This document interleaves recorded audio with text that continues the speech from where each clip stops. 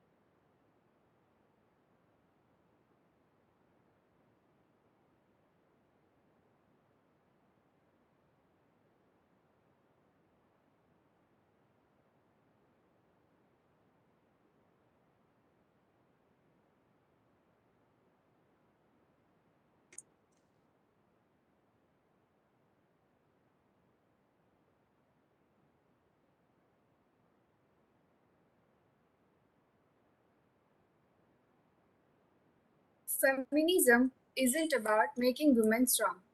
Women are already strong. It's about changing the way the world perceives this strength. Good afternoon to everyone. A warm word of welcome to respected speaker Dr. Malini M. Ma'am, Assistant Professor, Department of History, Post-Graduation Center, Bangalore City University. I welcome Dr. Arun Kumar B. Sonappanava sir, Principal of S. Nijalingappa College, Rajajinagar. I also welcome all the lecturers, students, and my dear friends. I take this immense pleasure to welcome you all to the webinar on Role of Women in Indian National Movement with special reference to Karnataka, conducted by Department of History on the eve of International Women's Day. Now I request Ms. Satyashri of our second year BM to give the welcome song.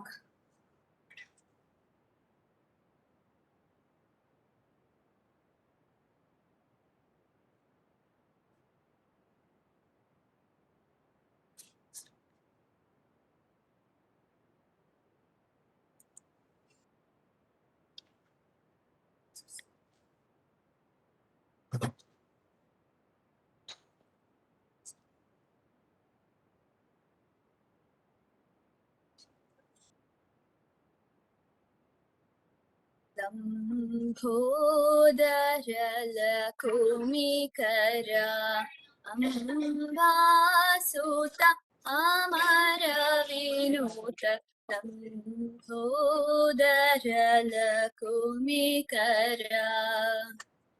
Shri Gananatha ಗಣಸೇವಿತ ಸಿದ್ಧಿ ವಿನಾಯಕ ಕರಿವದನ ಲಂಬೋದರಲಕುಮಿಕರ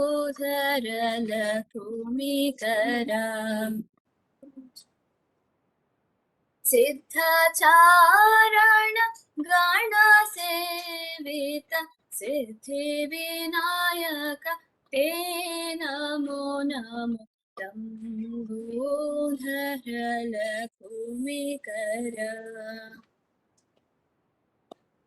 ಸಕಲ ವಿದ್ಯಾ ಆದಿ ಪೂಜಿತ ಸರ್ವೋತ್ತಮ ತೇ ನಮೋ ನಮೋ ಲಂಬೋದರಲಕುಮಿಕರ.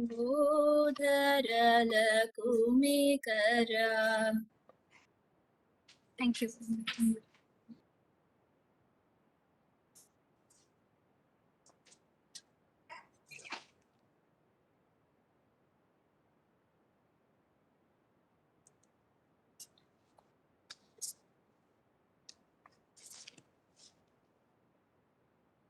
Thank you, Satyashri. Now I request Manjunath Doraswamy sir, Department of History, to give the welcome speech.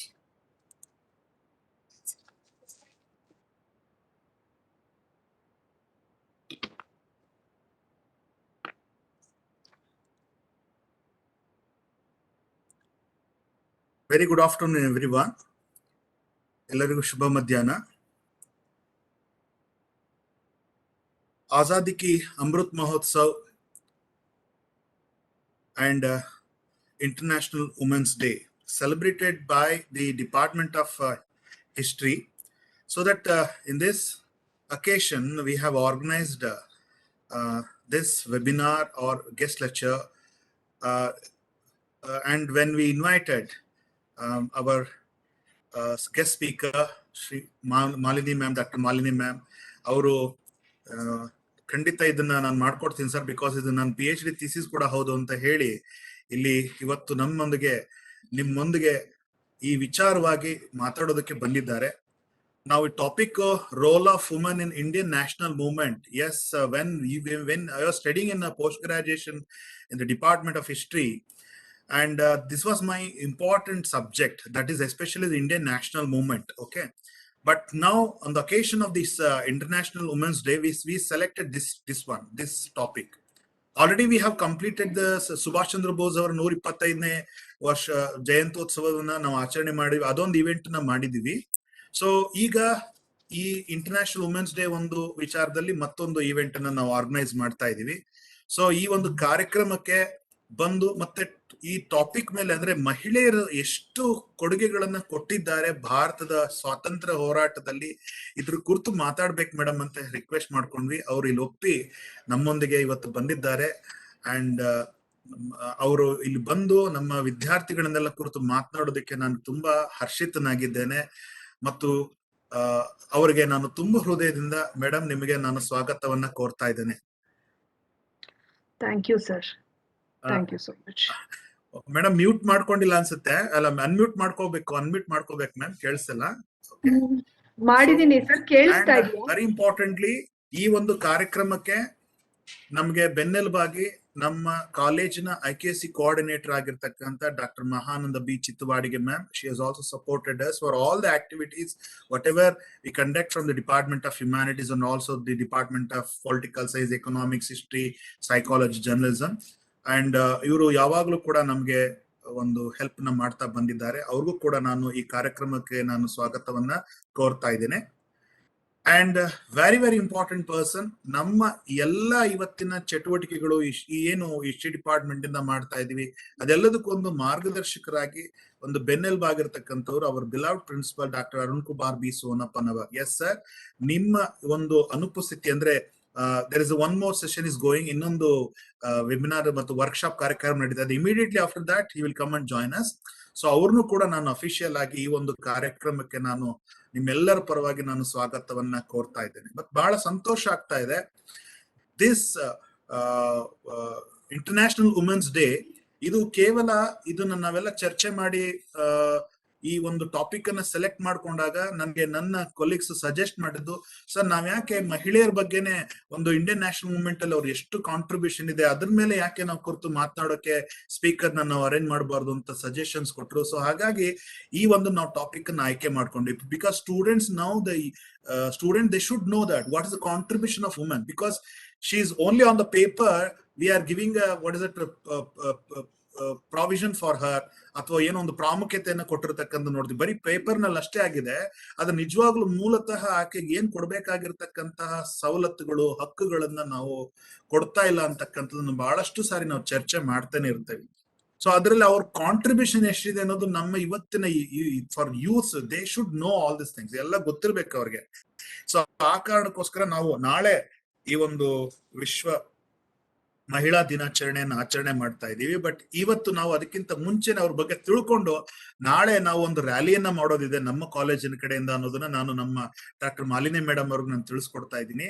So ನಮ್ಮ college ಕಡೆಯಿಂದ ಒಂದು rally ಕೂಡ ಇದೆ. ಅದಕ್ಕೆ ಇವತ್ತು ನಾವು ಎಲ್ಲ ವಿಚಾರ ತಿಳ್ಕೊಂಡು ಅವ್ರ ಬಗ್ಗೆ ತಿಳ್ಕೊಂಡು ನಾಳೆ ಅದನ್ನ ನಾವು ಮುಂದುವರ್ಸೋಣ ಅನ್ನೋದಕ್ಕೋಸ್ಕರ ಇವತ್ತಿನ ಈ ಕಾರ್ಯಕ್ರಮವನ್ನ ನಾವು ಆಯೋಜನೆ ಮಾಡಿದೀವಿ.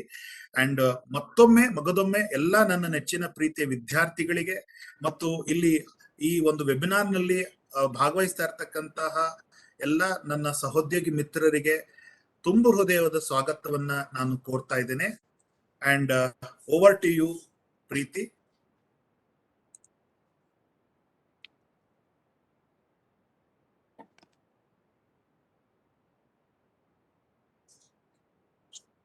Thank you, sir, for welcoming the gathering.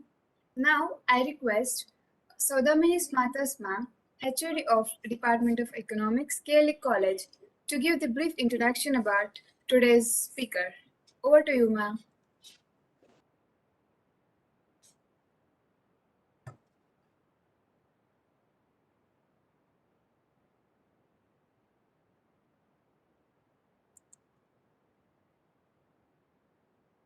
Good afternoon, everyone. I'm Saudhamini Smartas R, Head of Economics Department. It's my privilege to introduce the resource person of this occasion to all of you. Dr. Malini M, presently working as Assistant Professor, Department of History, Post-Graduation, Bangalore City University. She worked as a lecturer in history with 20 years of experience in teaching students of pre-university college, undergraduate, and postgraduate courses. She worked at Global College of Long Island University, India Center teaching globalization and development, urbanization, culture, and gender issues. She completed her PhD from Bengaluru University on the thesis Empowerment of Women Post-Independence Scenario in Karnataka.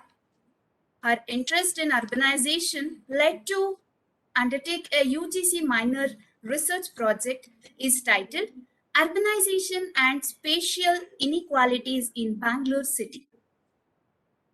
As an English news presenter for Doordarshan News Channel, Madam have reported developmental, social, and cultural issues in Karnataka. She has published articles in national and international journals and newspapers on economic and political issues in Karnataka, participated in national level seminars, and presented papers on urbanization and gender issues. She was also involved in curriculum development of postgraduate courses and tourism courses. She was actively involved with an NGO which addressed social issues like promoting women's empowerment. On behalf of all of you, I welcome you for the program, ma'am. Thank you very much.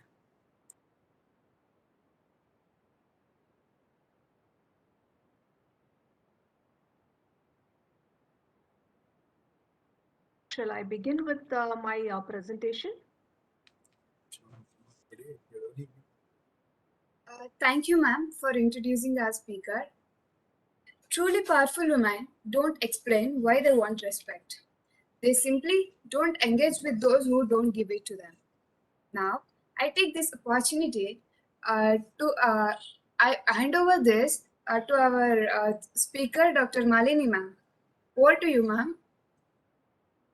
Thank you. Ma'am, we Thank you can't very- hear you. Even now you can't hear me? Am I audible now? Ma'am, can you unmute yourself? I have unmuted.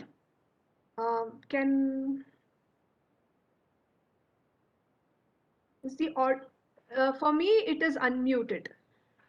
I can hear all of you.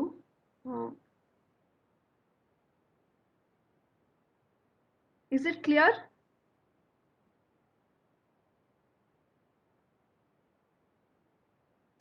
Yes, ma'am. Now you can hear me? Yes, ma'am. Yes, ma'am. Okay. So thank you all for such a wonderful introduction, and I thank your Sir Manjunath Doreswamy, who has always been looking for new ideas. He's always looking for innovation. ಹೊಸದೇನಾದ್ರೂ ಮಾಡಬೇಕು ಅನ್ನೋ ಪ್ರಯತ್ನದಲ್ಲೇ ಇರ್ತಾರೆ ಅವರು. ಮತ್ತೆ ನಮ್ಮಂಥ ಒಂದು ವಿದ್ವಾಂಸರಿಗೆ ಯಾವಾಗ್ಲೂ ಪ್ರೋತ್ಸಾಹ ಕೊಡ್ತಾ ಇರ್ತಾರೆ. ಹೊಸದನ್ನೇನಾದ್ರೂ ಮಾಡ್ತಾ ಇರೋ ವಿದ್ವಾಂಸರಿಗೆ ತುಂಬಾ ಪ್ರೋತ್ಸಾಹ ಕೊಟ್ಟಿದ್ದಾರೆ. ಹಾಗಾಗಿ ನಾನು ನಿಮ್ಮ ಮಂಜುನಾಥ್ ಸರ್ರಿಗೆ ಈ ಕಾರ್ಯಕ್ರಮಕ್ಕೆ ನನ್ನನ್ನು ಆಹ್ವಾನಿಸಿ ನನ್ನ ಒಂದು ಅಭಿಪ್ರಾಯ ಮತ್ತೆ ನನ್ನ ಸಂಶೋಧನೆಯನ್ನ ನಿಮ್ ಜೊತೆ ಹಂಚ್ಕೊಳ್ಳೋದಿಕ್ಕೆ ಅವಕಾಶ ಮಾಡಿಕೊಟ್ಟಿದ್ದಕ್ಕೆ ಅವರಿಗೆ ತುಂಬಾ ಧನ್ಯವಾದಗಳನ್ನ ತಿಳಿಸ್ತೀನಿ. ನನಗೆ ತುಂಬಾ ಸಂತೋಷವಾಗ್ತಾ ಇದೆ ಇವತ್ತು ನಾನು KLE ಮಕ್ಕಳೊಂದಿಗೆ ನಾನು role of women in Indian national movement, ಅದರಲ್ಲೂ with special reference to Karnataka ಅನ್ನೋದ್ರ ಬಗ್ಗೆ ನಿಮ್ಮೊಂದಿಗೆ ನನ್ನ ಒಂದು ಸ್ವಲ್ಪ ಮಟ್ಟಕ್ಕೆ ನಾನು ಏನ್ ತಿಳ್ಕೊಂಡಿದ್ದೀನಲ್ಲ ಅದನ್ನ ನಿಮ್ಮೊಂದಿಗೆ ಹಂಚ್ಕೊಳ್ಳೋದಿಕ್ಕೆ ತುಂಬಾ ಸಂತೋಷವಾಗ್ತಾ ಇದೆ. ಹಾಗೆ ನಾನು ನಿಮ್ಮ ಪ್ರಿನ್ಸಿಪಲ್ ಡಾಕ್ಟರ್ ಅರುಣ್ ಕುಮಾರ್ ಸೋನಪ್ಪನವರ್ ಮತ್ತೆ IQAC ಕೋಆರ್ಡಿನೇಟರ್ ಆದಂತಹ ಮಹಾನಂದ ಬಿ ಚಿಟ್ಟವಾಡಿ ಅವರಿಗೆ ಕೂಡ ತುಂಬಾ ಆಭಾರಿಯಾಗಿದ್ದೀನಿ ನನಗೆ ಈ ಅವಕಾಶವನ್ನ ಮಾಡಿಕೊಟ್ಟಿರೋದಕ್ಕೆ. ಇವತ್ತು ನಾನು ಈ role of women in Indian national movement with special reference to Karnataka ಅನ್ನೋ ವಿಚಾರವನ್ನ ನಿಮ್ಮೊಂದಿಗೆ ಹಂಚ್ಕೋತಾ ಇದ್ದೀನಿ. ಇದು ತುಂಬಾ ಈ ಒಂದು ವಿಷಯ ತುಂಬಾ ಕರೆಕ್ಟ್ ಆಗಿ ಆಯ್ಕೆ ಮಾಡಿದ್ದಾರೆ ಅನ್ಸ್ತಾ ಇದೆ ನಿಮ್ ಸರ್. ಕಾರಣ ಏನಂದ್ರೆ ಇವತ್ತು ನಾವು ಈ ವರ್ಷ ನಾವು 75 ವರ್ಷಗಳಾಗಿದೆ ನಮಗೆ ಸ್ವಾತಂತ್ರ್ಯ ಬಂದು, ಭಾರತಕ್ಕೆ ಸ್ವಾತಂತ್ರ್ಯ ಬಂದು 75 ವರ್ಷಗಳಾಗಿದೆ. ಅದನ್ನ ನಾವು ಸಂಭ್ರಮದಿಂದ ಆಚರಿಸ್ತಾ ಇದ್ದೀವಿ. ಆಜಾದಿ ಕಿ ಅಮೃತ್ ಮಹೋತ್ಸವ್ ಅಂತ ಕೇಂದ್ರ ಸರ್ಕಾರ ಒಂದು ಕಾರ್ಯಕ್ರಮವನ್ನ ಹಮ್ಮಿಕೊಂಡಿದೆ. ಈ ಕಾರ್ಯಕ್ರಮದಲ್ಲಿ ಇತಿಹಾಸದಲ್ಲಿ ಯಾರ್ಯಾರು ಹೋರಾಟ ಮಾಡಿದಾರಲ್ಲ ತಮ್ಮ ದೇಶಕ್ಕಾಗಿ, ಯಾವುದೇ ರೀತಿ ದೊಡ್ಡ ಮಟ್ಟದಲ್ಲಾಗಿರ್ಬೋದು ಸಣ್ಣ ಪ್ರಮಾಣದಲ್ಲಾಗಿರ್ಬೋದು ಯಾವುದೇ ರೀತಿಯಾದಂತಹ ತ್ಯಾಗ ಬಲಿದಾನ ಮಾಡಿದವರನ್ನ ನೆನಪಿಸ್ಕೊಳ್ಳೋ ಒಂದು ಉದ್ದೇಶದಿಂದಾಗಿ ಈ ಒಂದು ಆಜಾದಿ ಕಿ ಅಮೃತ್ ಮಹೋತ್ಸವ್ ಅನ್ನೋದನ್ನ ನಾವು ಆಚರಿಸ್ತಾ ಇದೀವಿ. ಆ ಸಂದರ್ಭದಲ್ಲಿ ನಾವು role of women in Indian movement, because women are neglected in the historiography, ಇತಿಹಾಸದ ರಚನೆಯಲ್ಲಿ ಮಹಿಳೆಯರ ಪಾತ್ರವನ್ನ ನಾವೆಲ್ಲೋ ನಿರ್ಲಕ್ಷಿಸ್ತಾ ಇದೀವಿ. ಆ ಹಿನ್ನೆಲೆಯಲ್ಲಿ ಈ ಒಂದು ವಿಷಯವನ್ನ ಆಯ್ಕೆ ಮಾಡ್ಕೊಂಡಿರೋದು ತುಂಬಾ ಪ್ರಸ್ತುತ ಅನ್ನಿಸ್ತಾ ಇದೆ ನನ್ಗೆ. ಜೊತೆಯಲ್ಲಿ ನಾವು ನಾಳೆ ಅಂತಾರಾಷ್ಟ್ರೀಯ ಮಹಿಳಾ ದಿನಾಚರಣೆಯನ್ನ ಆಚರಿಸ್ತಾ ಇದ್ದೀವಿ. ಈ ಹಿನ್ನೆಲೆಯಲ್ಲೂ ಕೂಡ ಈ ಒಂದು ವಿಷಯ ತುಂಬಾ ಪ್ರಸ್ತುತವಾಗಿದೆ. ಏಕೆಂದ್ರೆ ಮಹಿಳೆಯರ ಒಂದು ಪಾತ್ರ, ಮಹಿಳೆಯರನ್ನ ನಾವು ಮುಂದೆ ತರಬೇಕಾಗಿದೆ ನಮ್ಮ ಒಂದು ಸಮಾಜದಲ್ಲಿ, ಅವರ ಸಬಲೀಕರಣ ನಡಿಬೇಕಾಗಿದೆ. ಆ ಹಿನ್ನೆಲೆಯಲ್ಲೂ ಕೂಡ ಈ ಒಂದು ನಮ್ಮ ಮಹಿಳೆಯರು ಮಾಡಿರುವ ತ್ಯಾಗ ಬಲಿದಾನವನ್ನ ನೆನಪಿಸ್ಕೊಳ್ಳುವ ಮೂಲಕ ನಾವು ನಮ್ಮ ಮುಂದಿನ ಪೀಳಿಗೆಗೆ ಒಂದು ಮೆಸೇಜ್ ಅನ್ನ ಕೊಡ್ತಾ ಇದ್ದೀವಿ. ಅವರಿಗೆ ಮುನ್ನುಗ್ಗಲು ಒಂದು ಸ್ಫೂರ್ತಿಯನ್ನ ನೀಡ್ತಾ ಇದ್ದೀವಿ. ಈ ಎಲ್ಲಾ ಹಿನ್ನೆಲೆಯಲ್ಲೂ ಕೂಡ ಈ ಒಂದು ವಿಷಯ ನಾವು ಇವತ್ತೇನು ಆಯ್ಕೆ ಮಾಡ್ಕೊಂಡಿದ್ದೀವಲ್ವಾ, role of women in the freedom movement with special reference to Karnataka, ತುಂಬಾ ಪ್ರಸ್ತುತ ಅನ್ನಿಸ್ತದೆ. It is very very relevant. So I feel such topics we'll have to discuss more and more. I have made one small presentation. ಅದನ್ನ ನಾನು PPT ನ ನಿಮ್ ಜೊತೆ ಹಂಚ್ಕೊಳ್ಳುವ ಮೂಲಕ ನನ್ನ ಒಂದು ಅಭಿಪ್ರಾಯಗಳನ್ನ ನಿಮ್ ಮುಂದೆ ಇಡ್ತಾ ಇದ್ದೀನಿ. I'll just share those slides with you. ಇದು ಕಾಣ್ತಾ ಇದೆ ಅಂತ ಅನ್ಕೊಂಡಿದ್ದೀನಿ ನಾನು ಎಲ್ಲರಿಗೂ ಸ್ಲೈಡ್ ನಾನು ಹಾಕಿರೋದು. Yes ma'am, ಕಾಣಿಸ್ತಿದೆ. Yes ma'am. So this is a slide of a few women's movement, women who were participating in the freedom movement. ಅವರ ಚಿತ್ರವನ್ನ ಹಾಕುವ ಮೂಲಕ ಈ ಟೈಟಲ್ ಗೆ ಒಂದ್ ಸ್ವಲ್ಪ ಅಲಂಕಾರ ಮಾಡೋ ಪ್ರಯತ್ನವನ್ನ ಮಾಡಿದೀನಿ. So this is about these images you are seeing, how they are actual images when they were taken during the freedom movement. ಆ ಚಿತ್ರಗಳನ್ನ ನಾನು ಇಲ್ಲಿ ನಿಮ್ ಜೊತೆ ಹಂಚ್ಕೋತಾ ಇದ್ದೀನಿ. So let us look into the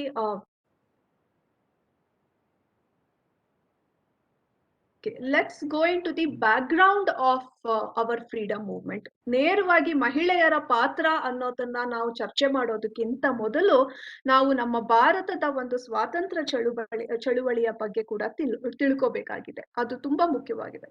So what I have done here is I have just put a few points on which I am going to build my lecture. So we all know that India was the colony of the British. ಈ ಒಂದು ಪ್ರಕ್ರಿಯೆಯನ್ನ ನಾವು ಕಾಲೋನೈಸೇಷನ್ ಅಂತ ಕರಿತೀವಿ. So ಭಾರತವನ್ನ ಬ್ರಿಟಿಷರು ತಮ್ಮ ವಸಾಹತುವನ್ನಾಗಿ ಮಾಡಿಕೊಂಡಾಗ ಅದಕ್ಕೊಂದು ನಾವು ಎಲ್ಲಿಂದ ನಮ್ಮ ಅಧ್ಯಯನವನ್ನ ಪ್ರಾರಂಭ ಮಾಡಬೇಕು ಅನ್ನೋದನ್ನ ನಾವು ಚಿಂತಿಸಿದಾಗ, we will take the date not when the British came to India or the Europeans came to India. I have taken the date 1757. That is when we lost the battle of Plassey to the British. ಭಾರತೀಯರು ಸೋಲನುಭವಿಸ್ತಾರೆ ಈ 1757 ಕದನದಲ್ಲಿ. ಅಲ್ಲಿಂದ British ಅವರು ನಮ್ಮ ಮೇಲೆ ಆಡಳಿತ ಮಾಡೋದಿಕ್ಕೆ ಪ್ರಾರಂಭ ಮಾಡ್ತಾರೆ. ಬ್ರಿಟಿಷ್ ಆಡಳಿತ ಅನ್ನೋದು ಭಾರತದಲ್ಲಿ 1757 ಬ್ಯಾಟಲ್ ಆಫ್ ಪ್ಲಾಸಿ ಇಂದ ಶುರುವಾಗುತ್ತೆ ಅಂತ ಹೇಳ್ಬೋದು. So British began to implement, ಸರಿ ಆಡಳಿತ ಏನೋ ಶುರು ಮಾಡ್ತಾರೆ. ಆಡಳಿತ ಮಾಡ್ಬೇಕಾದ್ರೆ ಅವರಲ್ಲಿ ಒಂದು ಕೆಲವು ಆಡಳಿತ ನೀತಿಯನ್ನ ಜಾರಿಗೆ ತರೋದಿಕ್ಕೆ ತುಂಬಾ ಗಂಭೀರವಾಗಿ ಚಿಂತಿಸಿ ಜಾರಿಗೆ ತರೋದನ್ನ ಅವರು 1820 ದಶಕದಲ್ಲಿ ಪ್ರಾರಂಭ ಮಾಡ್ತಾರೆ. Actual policies to dominate and control us not sufficient for them. They had to take administration into their control. ಆಡಳಿತವನ್ನ ತಮ್ಮ ಹಿಡಿತದಲ್ಲಿ ಇಟ್ಕೋಬೇಕಾಗಿತ್ತು. ಹಾಗಾಗಿ ಆಡಳಿತ ನೀತಿಗಳನ್ನ ರೂಪಿಸಿ ನಮ್ಮ ಮೇಲೆ ದಬ್ಬಾಳಿಕೆ ಮಾಡೋದಿಕ್ಕೆ ಆಕ್ಚುಲ್ ಆಗಿ ಸ್ಟಾರ್ಟ್ ಮಾಡಿದ್ದು ಸಮ್ವೇರ್ ಅರೌಂಡ್ 1820s. ನಾವು ನಿರ್ದಿಷ್ಟವಾಗಿ ದಬ್ಬಾಳಿಕೆ ಯಾವಾಗ ಶುರುವಾಯ್ತು ಅಂತ ಹೇಳೋದಕ್ಕೆ ಸಾಧ್ಯವಾಗ್ತಾ ಇಲ್ಲ. ಅದು ಸ್ಲೈಡ್ ಮೋಡ್ ಹಾಕೊಳ್ಳಿ ಮೇಡಮ್. ಇದು ನಿಮ್ಮ ಪಿಪಿಟಿ ಸ್ಲೈಡ್ ಮೋಡ್ ಹಾಕೋಬಹುದು ಅನ್ಸುತ್ತೆ. Okay okay okay. Yes ma'am, thank you thank you. So 1820s ಅಲ್ಲಿ ಅವರು you can see those education policies ಆಗಿರ್ಬೋದು. ಯು ಮಸ್ಟ್ ಹ್ಯಾವ್ ಹರ್ಡ್, ನಿಮ್ ಸರ್ ಪಾಠ ಮಾಡ್ಬೇಕಾದ್ರೆ ನಿಮಗೆ ಹೇಳಿರ್ಬೋದು, ಫ್ರೀಡಮ್ ಮೂವ್ಮೆಂಟ್ ಪಾಠ ಮಾಡ್ಬೇಕಾದ್ರೆ ಜನರಲ್ ಆಗಿ ಡಿಸ್ಕಸ್ ಮಾಡ್ತೀವಿ ನಾವು, ಬ್ರಿಟಿಷ್ನವರು ಇಂಗ್ಲಿಷ್ ಶಿಕ್ಷಣವನ್ನ ಜಾರಿಗೆ ತರುವಂತಹ ಒಂದು ಪ್ರಯತ್ನವನ್ನ ಮಾಡಿದ್ರು ಅಂತ. They did not want the traditional education that was there in India. ಅಂದ್ರೆ ಮಠಗಳಲ್ಲಿ ಮಡ್ರಾಸಗಳಲ್ಲಿ ಕೊಡ್ತಾ ಇದ್ದಂತಹ ಸಾಂಪ್ರದಾಯಿಕ ಧಾರ್ಮಿಕ ಶಿಕ್ಷಣದ ಬದಲಿಗೆ ಇಂಗ್ಲಿಷ್ ಶಿಕ್ಷಣವನ್ನ ಜಾರಿಗೆ ತರುವಂತಹ ಪ್ರಯತ್ನವನ್ನ ಕೂಡ ಇದೇ ದಶಕದಲ್ಲಿ 1820 ದಶಕದಲ್ಲಿ ಪ್ರಾರಂಭ ಮಾಡ್ತಾರೆ. ಸೊ ಅಲ್ಲೊಂದು ಚರ್ಚೆ ಆಗುತ್ತೆ. ಮೆಕೋಲೆ ಅನ್ನೋರು ತಮ್ಮ ಒಂದು ಮನವಿಯನ್ನ ಮಂಡಿಸ್ತಾರೆ ಬ್ರಿಟಿಷ್ನವರಿಗೆ. Macaulay's minute it is called as, where they are going to he is asked to select which kind of education is more suitable for India. ಆ ಒಂದು ಇದರಲ್ಲಿ ಅವರು ಎಲ್ಲರೂ ಭಾರತೀಯರು ಸೇರಿ ಅವರೆಲ್ಲ ಏನ್ ತೀರ್ಮಾನ ಮಾಡ್ತಾರೆ ಅಂದ್ರೆ, ಧಾರ್ಮಿಕ ಶಿಕ್ಷಣ ಮಠಗಳಲ್ಲಿ ಮತ್ತೆ ಮದ್ರಾಸಗಳಲ್ಲಿ ಸಿಗ್ತಾ ಇರುವಂತ ಧಾರ್ಮಿಕ ಶಿಕ್ಷಣದ ಬದಲಿಗೆ ಇಂಗ್ಲಿಷ್ ಅಥವಾ ಪಾಶ್ಚಾತ್ಯ ಮಾದರಿಯ ಶಿಕ್ಷಣವನ್ನ ಜಾರಿಗೆ ತರೋದು ಅಂತ ತೀರ್ಮಾನ ಮಾಡ್ತಾರೆ. ಇಲ್ಲಿಂದ ಬ್ರೇಕಿಂಗ್ ಪಾಯಿಂಟ್ ಶುರುವಾಗುತ್ತೆ. ಅಲ್ಲಿ ನಮ್ಮ ಒಂದು ಚಿಂತನೆಯಲ್ಲಿ ಬದಲಾವಣೆ ಅನ್ನೋದು ಇಲ್ಲಿಂದ ಶುರುವಾಗುತ್ತೆ. ಯಾವಾಗ ನಮಗೆ ಪಾಶ್ಚಾತ್ಯ ಮಾದರಿಯ ಶಿಕ್ಷಣ ಸಿಗೋದಿಕ್ಕೆ ಪ್ರಾರಂಭ ಆಗುತ್ತಲ್ಲ, ಒಂದು ಹೊಸ ವಿಚಾರಕ್ಕೆ ನಾವು ಪರಿಚಯವಾಗ್ತೀವಿ. ಹಿಂದೆ ನಮ್ಮಲ್ಲಿದ್ದಂತಹ ಸಂಪ್ರದಾಯ, ಒಂದು ಸಂಸ್ಕೃತಿ ಹೇಗಿರುತ್ತೆ ಅಂದ್ರೆ ನಂಬಿಕೆಯ ಆಧಾರದಲ್ಲಿ ಇರುತ್ತೆ. ನಂಬಿಕೆ, belief was the foundation of our system here in India. But once western education was introduced in India, new idea started entering into India from Europe ನಿಂದ ಹೊಸ ವಿಚಾರಗಳು ನಮ್ಮ ದೇಶಕ್ಕೆ ಯಾವ ವಿಚಾರಗಳು ಪ್ರವೇಶಿಸ್ತವೆ? ಉದಾಹರಣೆಗೆ ನಮ್ಮಲ್ಲಿರೋ ಅಂತಹ ತರ್ಕ, ರ್ಯಾಷನಲಿಸಂ ಅನ್ನೋದು ಪ್ರವೇಶ ಮಾಡುತ್ತೆ. ಇದೆಲ್ಲ ಪಾಶ್ಚಾತ್ಯ ಚಿಂತನೆ. ತರ್ಕ ಅಥವಾ ರ್ಯಾಷನಲಿಸಂ ಅಂದ್ರೆ ಏನು? ಎಲ್ಲವನ್ನ ಪ್ರಶ್ನಿಸೋದು. ಮಾಡರ್ನಿಟಿ ಅನ್ನೋದು ಬರುತ್ತೆ. ನಾವು ತುಂಬಾ ಸಂಪ್ರದಾಯಸ್ಥ ಸಮಾಜ, ಆ ಸಂಪ್ರದಾಯ ಸಮಾಜಕ್ಕೆ ಇಂಥ ಒಂದು ಹೊಸ ಚಿಂತನೆ ಪರಿಚಯವಾಗುತ್ತೆ ಇಂಗ್ಲಿಷ್ ಶಿಕ್ಷಣದ ಮೂಲಕ, ಪಾಶ್ಚಾತ್ಯ ಶಿಕ್ಷಣದ ಮೂಲಕ ನಮ್ಮನ್ನ ಪ್ರವೇಶಿಸುತ್ತೆ. ಅದಾದ ನಂತರ ನಮ್ ಜೊತೆ ಅದ್ರ ಮಾಡರ್ನಿಟಿ ಅನ್ನೋದು ಬರುತ್ತೆ. ಮಾಡರ್ನಿಟಿ ಅಂದ್ರೆ ಎಲ್ಲವನ್ನ ಧಿಕ್ಕರಿಸೋದು, ಸಂಪ್ರದಾಯವನ್ನ ಧಿಕ್ಕರಿಸಿ ಹೊಸದನ್ನ ಅಪ್ಪಿಕೊಳ್ಳೋದು. ಹೊಸದು ಅಂದ್ರೆ ಇಲ್ಲಿ ಅದು ಪಾಶ್ಚಾತ್ಯರ ಮಾದರಿಯ ಜೀವನ ಶೈಲಿಯನ್ನ ನಾವು ಒಪ್ಪಿಕೊಳ್ಳುವಂಥದ್ದು. ಸೊ ಇದೆಲ್ಲ 1820 ದಶಕದಲ್ಲಿ ಪ್ರಾರಂಭವಾಗುತ್ತೆ. ಅದನ್ನ ಪ್ರಶ್ನಿಸಿದ ಅಂಥವ್ರು, ಇಂಥ ಒಂದು ವಿಧಾನವನ್ನ, ಬ್ರಿಟಿಷ್ ಆಡಳಿತ ನೀತಿ ದಬ್ಬಾಳಿಕೆಯನ್ನ ಪ್ರಶ್ನಿಸೋದಕ್ಕೆ ಶುರು ಮಾಡಿದವರು ಮಹಾತ್ಮ ಗಾಂಧಿ ಅಂತಹ ಭಾರತೀಯರು. ಅವರು ತುಂಬಾ, ಇಲ್ಲಿ ಏನಾಗುತ್ತೆ ಅಂದ್ರೆ, ಇಲ್ಲಿ ಮುಖ್ಯವಾಗಿ ನಾವು ಇನ್ನೊಂದು ಗಮನಿಸ್ಬೇಕಾಗತ್ತೆ. the policies were introduced to dominate us, and what was the need for them to dominate? They felt that we are barbarians, ನಾವು uncivilized, ಅನಾಗರಿಕರು ಅಂತ ಭಾವಿಸಿದ್ರು. ಸೊ ಅವರ ಒಂದು ವೈಟ್ ಮ್ಯಾನ್ಸ್ ಬರ್ಡನ್ ಅಂತ ಇತ್ತು. ಅಂದ್ರೆ ಬಿಳಿಯರ ಜವಾಬ್ದಾರಿ ಏನು? ಅವ್ರು ಬಿಳಿಯರು ನಮ್ಮಂತ ಕಂದು ಬಣ್ಣದವ್ರಿಗಿಂತ ತುಂಬಾ ಶ್ರೇಷ್ಠರು, they are superior. So the superior people have the right to dominate and control and teach the inferior people like us, the brown skinned people like us, to be civilized, to teach us culture, to teach us everything which is superior in their culture. ಅದನ್ನ ನಮಗೆ ಕಲಿಸ್ಕೊಡೋ ಅಂತ ಜವಾಬ್ದಾರಿಯನ್ನ ಹೊತ್ತು ಬರ್ತಾರೆ. ಅದನ್ನ ನಾವು ಸಿವಿಲೈಸಿಂಗ್ mission ಅಂತ ಹೇಳ್ತೀವಿ. So the British wanted to civilise us through their education, through their new ideas which they brought. So ಇದು ನಮ್ಮ ಭಾರತೀಯರ ಮೇಲೆ ತುಂಬಾ ಪ್ರಭಾವ ಬೀರುತ್ತೆ. ಆ ಹಿನ್ನೆಲೆಯಲ್ಲಿ ನಾವು, that is why I have written here, relationship between education and growth of national consciousness ಅಂತ ನಾನು ಸ್ಲೈಡ್ ನಲ್ಲಿ ನಾನು ಏನಕ್ಕೆ ಬರ್ದಿದ್ದೀನಿ ಅಂದ್ರೆ, ಶಿಕ್ಷಣದ ಮೂಲಕ ನಮ್ಮಲ್ಲಿ ಒಂದು ರಾಷ್ಟ್ರೀಯ ಪ್ರಜ್ಞೆ ಅನ್ನೋದು ಮೂಡುತ್ತೆ. ಅವರು ನಮಗೆ ಪರಿಚಯಿಸ್ಕೊಡು ರಾಷ್ಟ್ರ ಅನ್ನೋ ಒಂದು ಪರಿಕಲ್ಪನೆ, ಈ ಪಾಶ್ಚಾತ್ಯ ಪರಿಕಲ್ಪನೆ ಅನ್ನೋದು ನಮ್ಮಲ್ಲಿ ಇರ್ಲಿಲ್ಲ. ನಾವು ಸಾಂಸ್ಕೃತಿಕವಾಗಿ ಆಧ್ಯಾತ್ಮಿಕವಾಗಿ ನಮ್ಮ ದೇಶ ಒಂದುಗೂಡಿತ್ತು. ಆದ್ರೆ ಭೌಗೋಳಿಕವಾಗಿ ರಾಜಕೀಯವಾಗಿ ನಮ್ಮಲ್ಲಿ ಒಂದು ರಾಷ್ಟ್ರ ಅನ್ನೋ ಒಂದು ಚಿಂತನೆ ನಮ್ಮಲ್ಲಿ ಇರ್ಲಿಲ್ಲ. ಅದು ಬ್ರಿಟಿಷ್ ಅವರು ತಮ್ಮ ಶಿಕ್ಷಣದ ಮೂಲಕ ನಮಗೆ ಪರಿಚಯಿಸಿ ಕೊಡ್ತಾರೆ. ಸೊ ಅವಾಗ ನಮ್ಮಲ್ಲಿ ಒಂದು ರಾಷ್ಟ್ರೀಯ ಯಾವಾಗ ನಾವು ಒಂದೇ ರೀತಿಯಾದ ಆಡಳಿತಕ್ಕೆ ಒಳಪಡ್ತೀವಲ್ವಾ, ಏಕರೂಪವಾದ ಆಡಳಿತಕ್ಕೆ ಒಳಪಡ್ತೀವಲ್ವಾ, ಅವಾಗ ನಮಗೆ ಈ ರಾಷ್ಟ್ರೀಯ ಪ್ರಜ್ಞೆ ಅನ್ನೋದು ಮೂಡುತ್ತೆ. We all will start thinking that we are a nation, we are one country, ನಾವು ಒಂದು ದೇಶ ಅಂತ ಭಾವಿಸೋದಿಕ್ಕೆ, ಭೌಗೋಳಿಕವಾಗಿ ಒಂದು ದೇಶ, ನಮ್ದೇ ಆದಂತಹ ಒಂದು ಶ್ರೀಮಂತವಾದಂತಹ ಸಂಪ್ರದಾಯ, ಇತಿಹಾಸ ಎಲ್ಲವೂ ಇದೆ, ನಾವೆಲ್ಲ ಒಂದಾಗ್ಬೇಕು, ನಾವೆಲ್ಲ ಭಾರತೀಯರೆಲ್ಲ ಒಂದು, ನಮ್ಮನ್ನ ಆಡಳಿತ ಮಾಡ್ತಾ ಇರೋರು ಪಾಶ್ಚಾತ್ಯರು, ವಿದೇಶಿಯರು, ಬ್ರಿಟಿಷರು, ಅವರು ನಮ್ಮವರಲ್ಲ ಅನ್ನೋ ಒಂದು ಚಿಂತನೆ ಭಾರತೀಯರಲ್ಲಿ ಮೂಡುತ್ತೆ. ಸೊ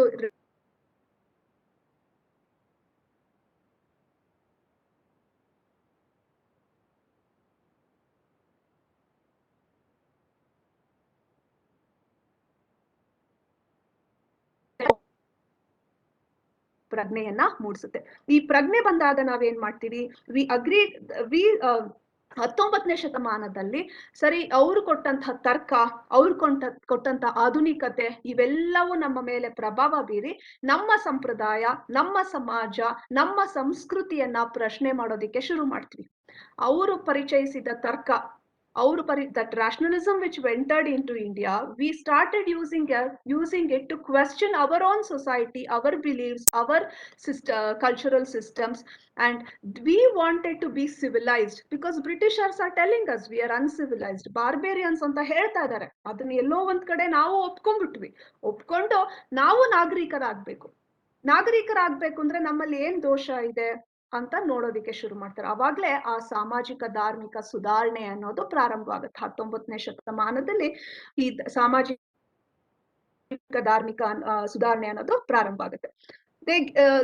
ಈ ಒಂದು ಹಿನ್ನೆಲೆಯಲ್ಲಿ ನಮ್ಮ ಮಧ್ಯಮ ವರ್ಗದವರು, ಭಾರತದಲ್ಲಿ ಒಂದು ಮಧ್ಯಮ ವರ್ಗ ಅನ್ನೋದು ಹುಟ್ಕೊಳ್ಳುತ್ತೆ. ಬ್ರಿಟಿಷ್ ಆಡಳಿತದ ಪರಿಣಾಮವಾಗಿ ಹುಟ್ಕೊಂಡಂತಹ ವರ್ಗ ಇದು. ಈ ಮಧ್ಯಮ ವರ್ಗದವರು, ಅದರಲ್ಲೂ ಮುಖ್ಯವಾಗಿ ಬೆಂಗಾಲು ಮತ್ತೆ ಬಾಂಬೆ ಪ್ರೆಸಿಡೆನ್ಸಿನಲ್ಲಿ ಇದ್ದಂತಹ ಈ ಮಧ್ಯಮ ವರ್ಗದವರು, ಅವರು ನಮ್ಮಲ್ಲಿದ್ದಂತಹ ಒಂದು ದೋಷಗಳಿರುತ್ತಲ್ಲ, ನಮ್ಮಲ್ಲಿರುತ್ತಲ್ಲ ಈವಲ್ ಪ್ರಾಕ್ಟಿಸಸ್, ಸೊಸೈಟಿನಲ್ಲಿ ಇದ್ದಂತ ಈವಲ್ ಪ್ರಾಕ್ಟಿಸಸ್ ನ ಪ್ರಶ್ನಿಸೋದಿಕ್ಕೆ ಶುರು ಮಾಡ್ತಾರೆ. They will start questioning the caste system which is there in India, idolatry, ವಿಗ್ರಹ ಪೂಜೆಯನ್ನ, ಪಾಲಿಥಿಯಿಸಂ, ಬಹುದೇವತಾ ಆರಾಧನೆಯನ್ನ ಪ್ರಶ್ನಿಸ್ತಾರೆ, ಪರ್ದಾ ವ್ಯವಸ್ಥೆಯನ್ನ ಪ್ರಶ್ನಿಸ್ತಾರೆ, ಬಾಲ ವಿವಾಹವನ್ನ ಪ್ರಶ್ನಿಸ್ತಾರೆ, ಸತಿ, ಹೀಗೆ ನಮ್ಮಲ್ಲಿರುವಂತಹ ಸಾಮಾಜಿಕ ಪಿಡುಗುಗಳನ್ನ ಪ್ರಶ್ನಿಸೋದಿಕ್ಕೆ ಶುರು ಮಾಡ್ತಾರೆ. ಇದನ್ನ ನಾವು ಸಾಮಾಜಿಕ ಧಾರ್ಮಿಕ ಸುಧಾರಣೆ ಅಂತ ಹೇಳ್ತೀವಿ.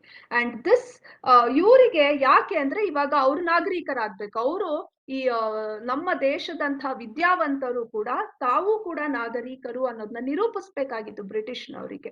ಹಾಗಾಗಿ ಈ ಕೆಲವು ದೋಷಗಳನ್ನ ಹೋಗಲಾಡಿಸ್ಬಿಟ್ರೆ, ನಮ್ಮ ಸಮಾಜದಲ್ಲಿ ಇರುವಂತ ಕೆಲವು ಇಂಥ ದೋಷಗಳನ್ನ ಹೋಗಲಾಡಿಸ್ಬಿಟ್ರೆ, ನಾವು ಯಾವುದೇ ರೀತಿಯಲ್ಲೂ ಕೂಡ ಬ್ರಿಟಿಷರ್ಗಿಂತ ಅಥವಾ ಯುರೋಪಿಯನ್ಗಿಂತ ನಮ್ಮ ನಾಗರಿಕತೆ ಕಮ್ಮಿ ಅಲ್ಲ ಅಂತ ಅವರು ನಿರೂಪಿಸೋದಿಕ್ಕೆ ಈ ಪ್ರಯತ್ನವನ್ನ ಮಾಡ್ತಾರೆ. ಸೊ ಇದ್ರಲ್ಲಿ ನಾವು ನೋಡುವಂತಹ ವಿಚಾರ ಏನಂದ್ರೆ, ಈ ಹೊಸ ಈ ಒಂದು ಸಾಮಾಜಿಕ ಧಾರ್ಮಿಕ ಒಂದು ಸುಧಾರಣೆಯಲ್ಲಿ ಪ್ರಮುಖ ವಿಷಯ ಯಾವ್ದಾಗಿತ್ತು? ಒಂದು ಪ್ರಮುಖ ವಿಚಾರ ಏನಾಗಿತ್ತು ಅಂದ್ರೆ ಮಹಿಳೆಯರು. They selected women became the yardstick to measure whether a civilisation is civilised or uncivilised. ಒಂದು ನಾಗರಿಕತೆಯನ್ನ ನಾವು ಮುಂದುವರೆದಂತ ನಾಗರಿಕತೆ ಅಂತ ಪರಿಗಣಿಸ್ಬೇಕಾದ್ರೆ ಯಾವ ಮಾನದಂಡವನ್ನ ಇಟ್ಕೊಂಡು ಅದನ್ನ ನಾಗರಿಕವೋ ಅಥವಾ ಅನಾಗರಿಕ ಸಮಾಜ ಅಂತ ಹೇಳೋದಿಕ್ಕೆ ಸಾಧ್ಯ ಅಂದ್ರೆ ಇಲ್ಲಿ ಅವರು ಮಹಿಳೆಯರನ್ನ ಯಾವ ರೀತಿ ನಾವು ನಡೆಸ್ಕೊತಾ ಇದ್ದೀವಿ ಅದನ್ನ ಮಾನದಂಡವಾಗಿ ಇಟ್ಕೋತಾರೆ. So women become the centre of issues here. See how women are selected, ಹೇಗೆ ಅವರನ್ನ ಒಂದು they are using women to actually decide whether a civilization is civilized or uncivilized, maybe. And because it is easy to control and dictate women and tell women what has to be done. So ಹಾಗಾಗಿ ಈ ಪಿತೃ ಪ್ರಧಾನ ಸಮಾಜದಲ್ಲಿ ಏನಾಗ್ತಾ ಇದೆ ಅಂದ್ರೆ men felt that they can direct women and they can change women the way they want and they can become civilized. So new ideas about women's role and capabilities were introduced by the British, and that was kind of appropriated and internalized by the Indian educated class. So ಅವರು ಕೂಡ ಇದನ್ನ ಒಪ್ಕೊಂಡು ಮಹಿಳೆಯರ ಒಂದು ಸ್ಥಾನಮಾನದಲ್ಲಿ ಸುಧಾರಣೆಯನ್ನ ತರಬೇಕು ಅಂತ ತೀರ್ಮಾನಿಸ್ತಾರೆ. So ನಾವು ಮೊದಲನೇ ಹಂತದಲ್ಲಿ ನೋಡಿದಾಗ ಧಾರ್ಮಿಕ when we look at the social religious reform movement, in the first stage we see that reforms for women was conducted by the men. The reformers affected the reforms all affected their own families. ಮೊದಲು ಈ ಪಾಶ್ಚಾತ್ಯ ಶಿಕ್ಷಣವನ್ನ ಪಡೆದಂತ ಪುರುಷರು ಅವರ ಚಿಂತನೆಗಳನ್ನ ಯಾರ ಮೇಲೆ ಮೊದಲು ಪ್ರಯೋಗ ಮಾಡ್ತಾರೆ? ತಮ್ಮ ಮನೆಯಲ್ಲಿರುವ ಅವರ ಹೆಂಡತಿಯ ಮೇಲೆ, ಮಕ್ಕಳ ಮೇಲೆ, ಸೋದರಿಯರ ಮೇಲೆ, ಕುಟುಂಬದ ಮಹಿಳೆಯರ ಮೇಲೆ ಅದನ್ನ ಪ್ರಯೋಗ ಮಾಡಿ ಅವರನ್ನ ಒಂದು ಸಮಾಜದಲ್ಲಿ ಮೇಲೆತ್ತುವಂತಹ ಪ್ರಯತ್ನವನ್ನ ಮಾಡ್ತಾರೆ. So what they did was they used all these new ideas which they had learned from English education. They applied it to these women in their own families. And these women were brought out of the four walls of the house. ಮೊದಲು ಮಹಿಳೆಯರು ಕೇವಲ ತಮ್ಮ ಮನೆಗೆ ಸೀಮಿತವಾಗಿರುವಂತಹ ಚಟುವಟಿಕೆಗಳಲ್ಲಿ ಭಾಗವಹಿಸ್ತಾ ಇದ್ರು. ಇವಾಗ ಅವರು ಈ ಪುರುಷರ ಒಂದು ಪ್ರೋತ್ಸಾಹದಿಂದ ಸಾರ್ವಜನಿಕ ಜೀವನದಲ್ಲೂ ಕೂಡ ಪಾಲ್ಗೊಳ್ಳಲು ಮುಂದಾಗ್ತಾರೆ. So these women were educated, these men educated their women. ಅವರಿಗೆ ಶಿಕ್ಷಣವನ್ನ ಕೊಟ್ಟು ಶಾಲೆಗಳಿಗೆ ಕಳಿಸಿ ಅವರನ್ನು ಕೂಡ ಒಂದು ಸಾರ್ವಜನಿಕ ಜೀವನದಲ್ಲಿ ಭಾಗವಹಿಸೋದಿಕ್ಕೆ ಅಲ್ಲಿ ದಾರಿ ಮಾಡಿ ಕೊಡ್ತಾರೆ. ಸೊ ಮೊದಲು it was early in the beginning women joined the movement because the men encouraged them, and under the protection of their own family members, women participated in these public events and went out and got educated. But by the 20th century, women formed their own organizations.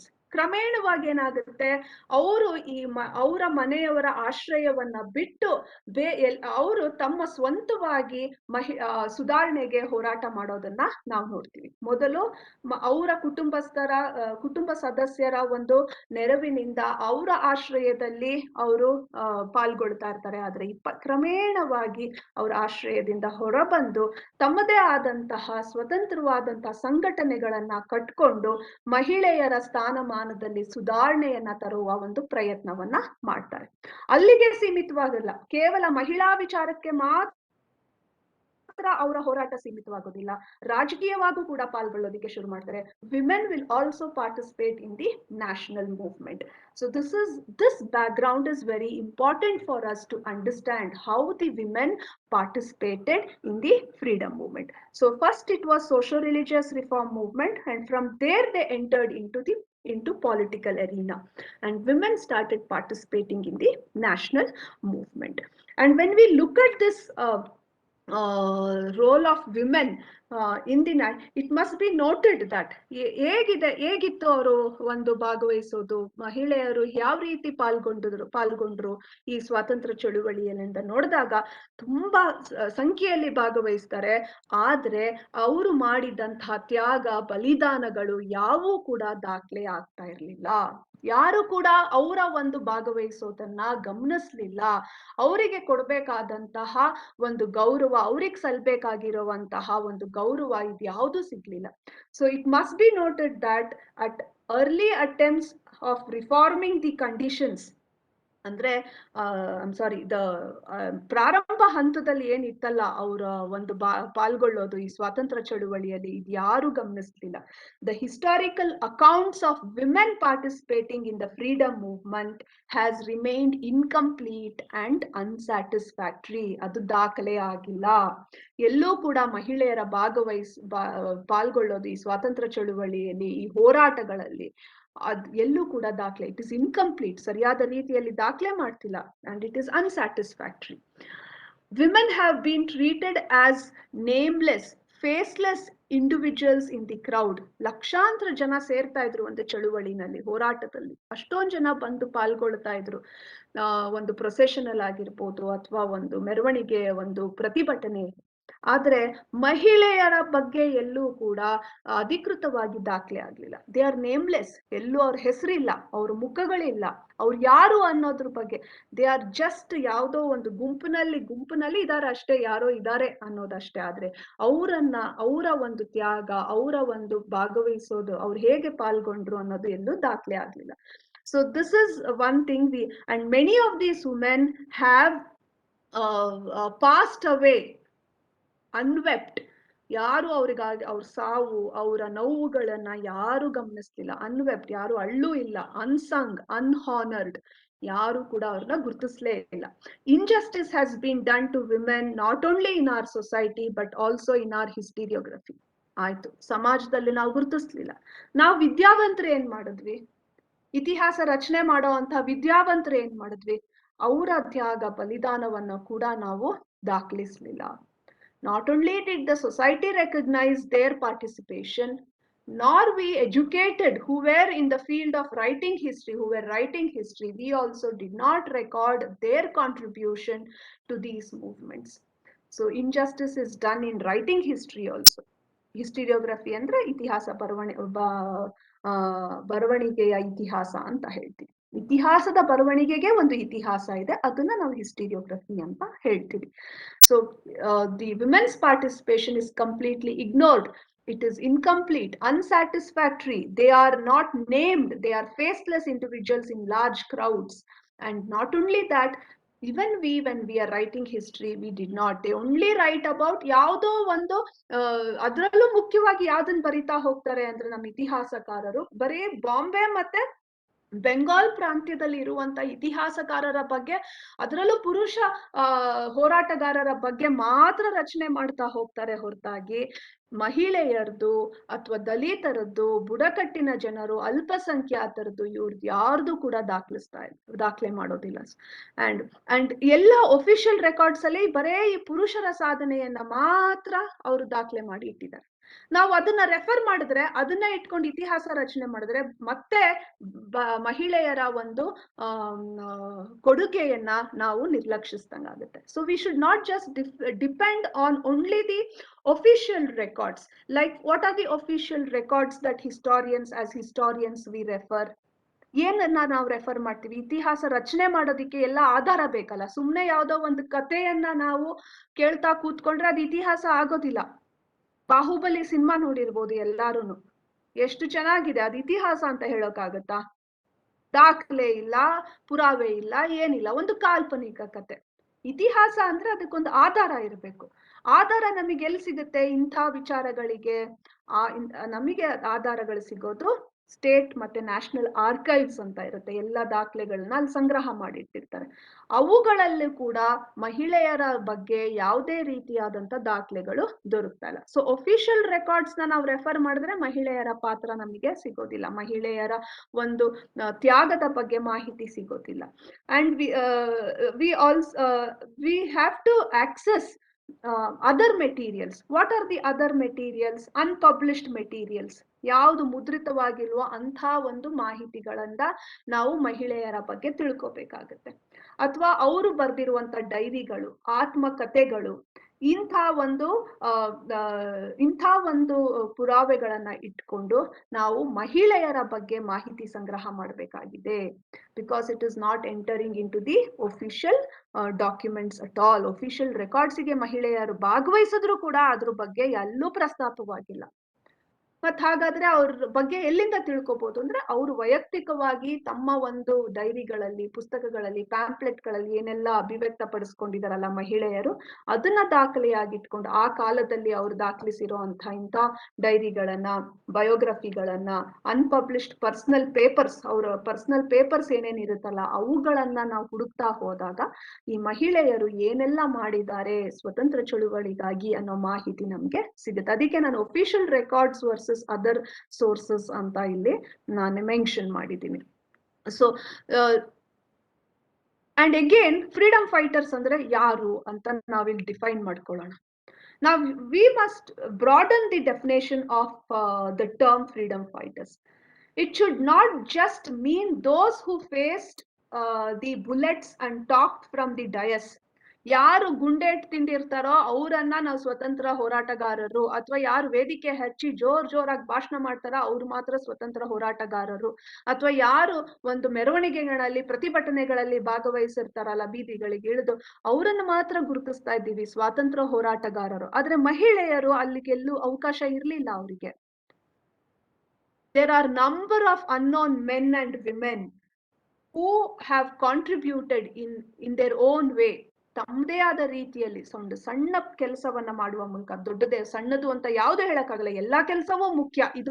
ಇದು ದೊಡ್ಡ ಕೆಲಸ, ಇವರಿಗೆ ಹೆಚ್ಚು ಪ್ರಾಮುಖ್ಯತೆ ಕೊಡಿ, ಇದು ಸಣ್ಣ ಕೆಲಸ, ಇವರಿಗೆ ಕಮ್ಮಿ ಪ್ರಾಮುಖ್ಯತೆ ಕೊಡಿ ಅಂತ ಹೇಳೋದಿಕ್ಕಾಗಲ್ಲ. ಎಲ್ಲಾ ರೀತಿಯಲ್ಲಿ ಯಾರ್ಯಾರು ಏನೇನು ಕೊಡುಗೆಯನ್ನ ಕೊಟ್ಟಿದಾರಲ್ಲ ಸ್ವಾತಂತ್ರ್ಯ ಚಳುವಳಿಗೆ, ಅದನ್ನ ನಾವು ಗುರುತಿಸ್ಬೇಕು. We have to acknowledge that whatever big or in a small way they have contributed to the freedom struggle, we must acknowledge that. ಮತ್ತೆ ಇವರು ಯಶಸ್ವಿಯಾಗಿ ಹೋರಾಟ ಮಾಡಿದ್ದಾರೆ, ಇವರನ್ನ ಗುರುತಿಸಿ ಇವರ ಒಂದು ಪ್ರಯತ್ನ ಏನು ತಂದು ಕೊಟ್ಟಿಲ್ಲ, ಇವರನ್ನ ನಿರ್ಲಕ್ಷಿಸಿ ಅಂತ ಹೇಳಕ್ಕಾಗಲ್ಲ. Success and failures cannot become the parameters. ಅದನ್ನ ಮಾನದಂಡವಾಗಿ ಇಟ್ಕೊಂಡು ನಾವು ಚಳುವಳಿಯ ಬಗ್ಗೆ ನಾವು ಚರ್ಚೆ ಮಾಡೋದಿಕ್ಕೆ ಆಗೋದಿಲ್ಲ. We have to evaluate the contribution of women because the study of their life is necessary a study of their sacrifices. ಅವರ ತ್ಯಾಗ ಯಾವುದೇ ರೀತಿಯಲ್ಲಿ ಆಗಿರಬಹುದು, ಮಹಿಳೆಯರ ತ್ಯಾಗ, ಅದನ್ನೂ ಕೂಡ ನಾವು ಗಮನಿಸ್ಬೇಕು. ಆ ತ್ಯಾಗ ಏನ್ ತಂದ್ಕೊಟ್ಟಿದೆ ಅನ್ನೋದಲ್ಲ ಮುಖ್ಯ, ಅದ್ರ ಪರಿಣಾಮ ಏನು ಅನ್ನೋದು ಮುಖ್ಯ ಅಲ್ಲ. ಅವರು ಪ್ರಯತ್ನ ಪಟ್ಟಿದಾರಲ್ಲ ದೇಶಕ್ಕಾಗಿ, ಒಂದು ಉದ್ದೇಶಕ್ಕಾಗಿ, ಒಂದು ಸಿದ್ಧಾಂತಕ್ಕಾಗಿ ಒಂದು ಪ್ರಯತ್ನವನ್ನ ಮಾಡಿದಾರಲ್ಲ, ಆ ಸಿದ್ಧಾಂತವನ್ನ ತಮ್ಮದಾಗಿಸಿಕೊಂಡು ತಮ್ಮ ವೈಯಕ್ತಿಕ ಜೀವನ, ತಮ್ಮ ಮನೆ, ತಮ್ಮ ಕೆಲಸಗಳನ್ನೆಲ್ಲ ಬಿಟ್ಟು ನಾವು ಏನೋ ಒಂದು ಮಾಡಬೇಕು ಅನ್ನೋ ಉದ್ದೇಶದಿಂದ ಮಾಡಿರುವ ತ್ಯಾಗ ಎಲ್ಲವನ್ನೂ ನಾವು ಪರಿಗಣಿಸ್ಬೇಕಾಗುತ್ತೆ. ಬರೇ you can't just take only the lifes of successful people. failures also should be taken into consideration, because ಅಲ್ಲಿ ಫೇಲಿಯರ್ಸ್ ಇಂದಾನೆ ಸಕ್ಸಸ್ ಬರೋದು. ಮತ್ತೆ ನಾವು ಫೇಲ್ ಆಗಿ ನಾವು ಅದರಿಂದ ಕಲಿಯೋದು, ನಮ್ಮ ಸೋಲಿನಿಂದ ಕಲಿಯೋದು ತುಂಬಾ ಮುಖ್ಯ. ಆ ಸೋಲಿನಿಂದ ಕಲಿತೆ ನಾವು 10 ಸತಿ ಸೋತಾಗ ಒಂದು ಯಶಸ್ವಿಯಾಗಿ ಕೆಲಸ ಮಾಡ್ತೀವಿ. ಸೊ ಒಬ್ಬ ಸ್ವಾತಂತ್ರ್ಯ ಹೋರಾಟಗಾರರ ಯಶಸ್ವಿಯಾಗಿ ತನ್ನ ಕಾರ್ಯವನ್ನ ನಿರ್ವಹಿಸದಾನೆ ಅಂದ್ರೆ ಅದ್ರ ಹಿಂದೆ ಎಷ್ಟೋ ಜನರ ಒಂದು ಪ್ರಯತ್ನಗಳಿರುತ್ತೆ. ಆ ಪ್ರಯತ್ನಗಳನ್ನ ಕೂಡ ನಾವು ಪರಿಗಣಿಸ್ಬೇಕಾಗತ್ತೆ ಸ್ವಾತಂತ್ರ್ಯ ಚಳುವಳಿ. So this is my definition of a freedom fighter. Not just those who face the bullet and talked from the dais and walked in procession in the street. Not just them you have to take into consideration. All the people in a big way or in a small way have contributed to this freedom struggle. Whether they are successful or they have failed in their attempts, that should not become the parameter. But their efforts and their sacrifices should be taken into consideration. Only then we will understand this freedom movement in a better way. And what has happened in our country is we have only taken into consideration the women who have worked with some mainstream or some dominant political groups. ಅವ್ರನ್ನ ಮಾತ್ರ ನಾವು ಗುರುತಿಸ್ಕೊಂಡು ಹೋಗ್ತಾ ಇರ್ತೀವಿ. But ಹಲವಾರು ಮಹಿಳೆಯರು ಎಲ್ಲ ಅವ್ರದೇ ಆದ ರೀತಿಯಲ್ಲಿ ಬ್ರಿಟಿಷರ ಆಡಳಿತ ಇಡೀ ಭಾರತವನ್ನ ವ್ಯಾಪಿಸಿತು. ಅವರ ದಬ್ಬಾಳಿಕೆ ಎಲ್ಲರ ಮೇಲೂ ನಡೀತಾ ಇತ್ತು. ಆ ದಬ್ಬಾಳಿಕೆಯನ್ನ ಪ್ರತಿಯೊಬ್ರು ಯಾವ ರೀತಿ ವಿರೋಧಿಸಿದ್ರು, ಯಾವ ರೀತಿ ಸಹಿಸ್ಕೊಂಡ್ರು, ಹೇಗೆ ಅವ್ರ ಜೀವನವನ್ನ ಕಟ್ಕೊಂಡ್ರು ಅನ್ನೋದನ್ನೆಲ್ಲ ನಾವು ಅರ್ಥ ಮಾಡ್ಕೋಬೇಕಾಗತ್ತೆ. So we are going to study the freedom struggle in India of especially the women who participated in the freedom struggle in 4 categories. ನಾನು ಈ ನಾಲ್ಕು ಪರಿಪೂರ್ಣವಾಯಿತು ಅಂತ ನಾನು ಹೇಳ್ತಾ ಇಲ್ಲ. It may be there may be more, but ಇವತ್ತು ನಾನು ನಿಮ್ ಕ್ಲಾಸಿಗೆ ಮಂಡಿಸ್ಬೇಕಾಗಿರೋ ಈ 4 ನಾನು ಇಟ್ಕೊಂಡಿದ್ದೀನಿ. Contribution made by revolutionary women, ಕ್ರಾಂತಿಕಾರಿ ಚಳುವಳಿಗಳಲ್ಲಿ ಭಾಗವಹಿಸಿದ ಮಹಿಳೆಯರ ಬಗ್ಗೆ ನಾವು ಚರ್ಚೆ ಮಾಡಬೇಕಾಗುತ್ತೆ. Women who work with Mahatma ಗಾಂಧಿಯೊಂದಿಗೆ ಯಾರ್ಯಾರು ಹೋರಾಟ ಮಾಡಿದ್ರು ಅವ್ರಿಗೂ ಕೂಡ ನಾವು ಅವರನ್ನು ಕೂಡ ಗುರುತಿಸ್ಬೇಕಾಗತ್ತೆ. ಅಲ್ಪಸಂಖ್ಯಾತ ಮಹಿಳೆಯರು ಯಾವ ರೀತಿ ಸ್ವಾತಂತ್ರ್ಯ ಚಳುವಳಿಯಲ್ಲಿ ಭಾಗವಹಿಸಿದ್ರು, ದಲಿತ್ ಮತ್ತೆ ಬುಡಕಟ್ಟಿನ ಮಹಿಳೆಯರು ಯಾವ ರೀತಿ ಸ್ವಾತಂತ್ರ್ಯ ಚಳುವಳಿಯಲ್ಲಿ ಭಾಗವಹಿಸಿದ್ರು ಅನ್ನೋದು ಕೂಡ ನಾವು ಪರಿಗಣಿಸ್ಬೇಕಾಗುತ್ತೆ. ಸೊ ಈ ಕ್ಯಾಟಗರೀಸ್ ನಮ್ಮ ಅಧ್ಯಯನದ ಅನುಕೂಲಕ್ಕೆ ಮಾಡ್ಕೊಂಡಿದೀನಿ. ಇನ್ನೂ ಹೆಚ್ಚು ಎಲ್ಲಾ ಮಹಿಳೆಯರು ಯಾರೇ ಆಗಿರ್ಬೋದು, ಅವರು ಚಳುವಳಿಯಲ್ಲಿ ಭಾಗವಹಿಸಿದ್ರೆ ಅದನ್ನ ನಾವು ಗುರುತಿಸ್ಲೇಬೇಕು. in their own. Don't think how was it successful, ಅವ್ರು ಎಷ್ಟು ದೊಡ್ಡ ಸಾಧನೆ ಮಾಡಿದ್ದಾರೆ. ಸಣ್ಣ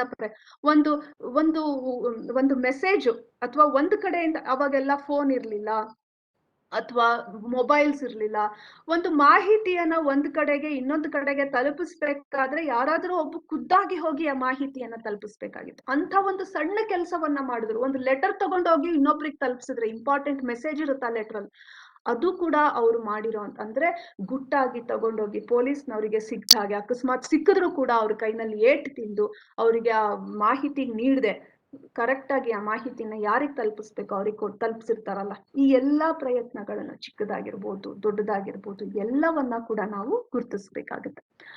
ಸೊ ಫ್ರೀಡಮ್ ಮೂವ್ಮೆಂಟ್ ಇನ್ ಕರ್ನಾಟಕವನ್ನ ನಾನು 2 ಭಾಗಗಳಾಗಿ ವಿಂಗಡಿಸ್ಕೊಂಡಿದ್ದೀನಿ. ಇವಾಗ ನಾನು ಇದುವರೆಗೂ ನಿಮ್ಮೊಂದಿಗೆ ಚರ್ಚೆ ಮಾಡಿದ್ದು ಭಾರತದಲ್ಲಿ ಹೇಗೆ ಇತ್ತು ಆ ಒಂದು ಸ್ವಾತಂತ್ರ್ಯ ಚಳುವಳಿ, ಅಲ್ಲಿ ಮಹಿಳೆಯರನ್ನ ಪಾತ್ರದ ಬಗ್ಗೆ ನಾನು ಚರ್ಚೆ ಮಾಡಿದ್ದೆ. ಇವಾಗ let me come to Karnataka per se. ಕರ್ನಾಟಕದಲ್ಲಿ ಮಹಿಳೆಯರ ಹೇಗೆ ಸ್ವಾತಂತ್ರ್ಯ ಚಳುವಳಿಯಲ್ಲಿ ಪಾಲ್ಗೊಂಡ್ರು ಅನ್ನೋದನ್ನ ನಾವು ಚರ್ಚೆ ಮಾಡೋಣ. ಅದನ್ನ ನಾನು ಏನ್ ಮಾಡಿದೀನಿ, 2 ಭಾಗಗಳಾಗಿ ವಿಂಗಡಿಸ್ಕೊಂಡಿದ್ದೀನಿ. Armed struggle against the British 1800 to 1862 ಆ ಪೀರಿಯಡ್ಗೆ, ಇನ್ನೊಂದು non violent struggle against the British 1885 to 1947 ಅನ್ನೋದನ್ನ ಆಯ್ಕೆ ಮಾಡಿದ್ದೀನಿ ಇಲ್ಲಿ. ನಾವು armed struggle against the British ಅನ್ನೋದನ್ನ ತಗೊಂಡಾಗ ಇಲ್ಲೊಂದು ನಾನು ನಿಮಗೆ ಕೆಲವರು ಇದನ್ನ ಪ್ರಶ್ನಿಸ್ಬೋದು. ಸರ್ ಮಂಜುನಾಥ್ ಸರ್ ಕೂಡ ಇದನ್ನ ಪ್ರಶ್ನೆ, ಯಾಕೆ ಕೆಳದಿ ಚೆನ್ನಮ್ಮ ಅಬ್ಬಕ್ಕನವ್ರನ್ನೆಲ್ಲ ಹಾಕೊಂಡು, ನಾನು ಅದು ಒಂದು ಉದ್ದೇಶದಿಂದ ಹಾಕೊಂಡಿದ್ದೀನಿ.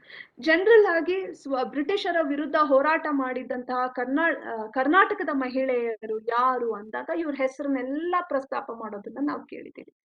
ಇಲ್ಲಿ ಕೆಲವು ಮಿತ್ಸ್ ಅನ್ನು ಕೂಡ ಇದೆ. ಇಲ್ಲಿ ಸ್ವಾತಂತ್ರ್ಯ ಹೋರಾಟಗಾರರು ಅಂತ ನಾವು ಯಾರನ್ನ ಪರಿಗಣಿಸ್ತೀವಿ, ಬ್ರಿಟಿಷು ಅಥವಾ ಯುರೋಪಿಯನ್ನರ ವಿರುದ್ಧ ಹೋರಾಟ ಮಾಡಿದವರ ಮಾತ್ರ ಸ್ವಾತಂತ್ರ್ಯ ಚಳುವಳಿಗಾರರು ಅಂತ ಹೇಳ್ಬೇಕಾಗುತ್ತೆ. ಆದ್ರೆ ನಾವು ಎಷ್ಟೋ ಸತಿ ಕೆಳದಿ ಚೆನ್ನಮ್ಮನನ್ನ, ಬೆಳವಾಡಿ ಮಲ್ಲಮ್ಮನನ್ನ ಕೂಡ ಅದರ ಪಟ್ಟಿನಲ್ಲಿ ಸೇರಿಸ್ಬಿಡ್ತೀವಿ. ಸೊ ಈ ಒಂದು ಮಿತ್ ಇದೆಯಲ್ಲ, ಈ ಒಂದು ತಪ್ಪಾಗಿ ಕೆಲವು ಸತಿ ಇತಿಹಾಸವನ್ನ ಭಾಷಣಗಳನ್ನ ಮಾಡ್ಬೇಕಾದ್ರೆ ಎಲ್ಲರ ಹೆಸರುಗಳನ್ನ ಸೇರಿಸ್ಕೊತಾರೆ. ಅದನ್ನ ಹೊಡೆಯೋದಿಕ್ಕೆ, ಆ ಮಿತ್ತನ್ನ ಬ್ರೇಕ್ ಮಾಡೋದಿಕ್ಕೆ ನಾನು ಈ ಹೆಸರು. Who is Keladi Chennamma? ಕೆಳದಿ ಚೆನ್ನಮ್ಮ ಯಾರು ಅಂತ ನಾವು ನೋಡಿದಾಗ, ಕೆಳದಿ ಚೆನ್ನಮ್ಮ ರೂಲ್ಡ್ ಇನ್ ಕೆಳದಿ, ಒಂದು ಸಣ್ಣ ರಾಜ್ಯದಲ್ಲಿ ಆಡಳಿತವನ್ನ ಮಾಡ್ತಾರೆ. ಸುಮಾರು 25 ವರ್ಷಗಳ ಕಾಲ ಆಡಳಿತ ಮಾಡ್ತಾರೆ. 1671ರಿಂದ 1696ರವರೆಗೂ. ಅವ್ರು ಏನ್ ಮಾಡ್ತಾರೆ ಅಂದ್ರೆ, ಮರಾಠ ರಾಜನಾದಂತಹ ಶಿವಾಜಿಯ ಮಗ ರಾಜಾರಾಮಿಗೆ ಆಶ್ರಯವನ್ನ ಕೊಡ್ತಾರೆ. ನಿಮ್ಮೆಲ್ಲರಿಗೂ ಗೊತ್ತಿರೋ ಹಾಗೆ ಶಿವಾಜಿ ಮತ್ತೆ ಅವನ ಮಕ್ಕಳು ಮೊಘಲ್ ಸಾಮ್ರಾಟನಾದ ಔರಂಗಜೇಬಿನ ವಿರುದ್ಧ ಹೋರಾಟವನ್ನ ಮಾಡ್ತಾ ಇರ್ತಾರೆ ತಮ್ಮ ರಾಜ್ಯವನ್ನ ರಕ್ಷಿಸ್ಕೊಳ್ಳೋದಿಕ್ಕಾಗಿ. ಆ ಒಂದು ಹಿನ್ನೆಲೆಯಲ್ಲಿ ಶಿವಾಜಿಯ ಮಗ ರಾಜಾರಾಮಿಗೆ ರಾಣಿ ಚೆನ್ನಮ್ಮನವರು, ಕೆಳದಿಯ ರಾಣಿ ಚೆನ್ನಮ್ಮ, ಇಲ್ಲಿ ಮುಖ್ಯವಾಗಿ ಕೆಳದಿಯ ರಾಣಿ ಚೆನ್ನಮ್ಮನವರು ಶಿವಾಜಿಯ ಮಗ ರಾಜಾರಾಮಿಗೆ ಆಶ್ರಯವನ್ನ ಕೊಟ್ಟು ಮೊಘಲ್ ಸೈನ್ಯವನ್ನ ಹೆದ್ರಾಕೊಳ್ಳೋ ಅಂತಹ ಒಂದು ಧೈರ್ಯವನ್ನ ಮಾಡ್ತಾರೆ. ಆ ಹಿನ್ನೆಲೆಯಲ್ಲಿ ಇವರ ಒಂದು ಧೈರ್ಯ ವನ್ನ ಮೆಚ್ಚಲೇಬೇಕಾಗುತ್ತೆ. ಸೊ ಇವರು ಬ್ರಿಟಿಷರ ವಿರುದ್ಧ ಹೋರಾಟ ಮಾಡಿಲ್ಲ. ಇವರು ಯಾಕೆಂದ್ರೆ ಎಷ್ಟೋ ಬಾರಿ ನಾವು ಇವ್ರ ಹೆಸರನ್ನ ತಗೊಂಡ್ಬಿಡ್ತೀವಿ. ಅದಕ್ಕೆ ಇದನ್ನ ನಿಮ್ಮಲ್ಲಿರೋ ಅಂತಹ ಇದನ್ನ ಸ್ಪಷ್ಟಗೊಳಿಸೋದಿಕ್ಕೆ ನಾನು ಕೆಳದಿ ಚೆನ್ನಮ್ಮನ ಬಗ್ಗೆ ಇಲ್ಲಿ ಹೇಳ್ತಾ ಇದ್ದೀನಿ. ರಾಣಿ ಅಬ್ಬಕ್ಕನು ಕೂಡ ಹಾಗೆ. ರಾಣಿ ಅಬ್ಬಕ್ಕ ಯಾರು? ರಾಣಿ ಅಬ್ಬಕ್ಕ ಮಂಗಳೂರಿನಲ್ಲಿ ಮಂಗಳೂರಿನಲ್ಲಿ ಇರುವಂತಹ ಒಬ್ಳು ರಾಣಿ.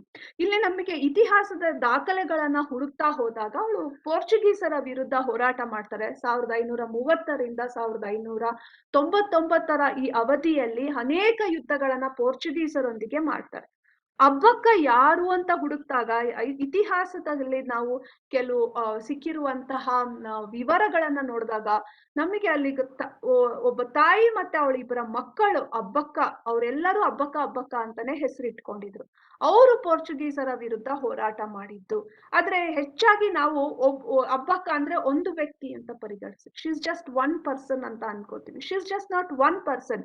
They were 3 Abbakkas in a family, mother and 2 daughters, and they were protecting their empire from the attack of the Portuguese.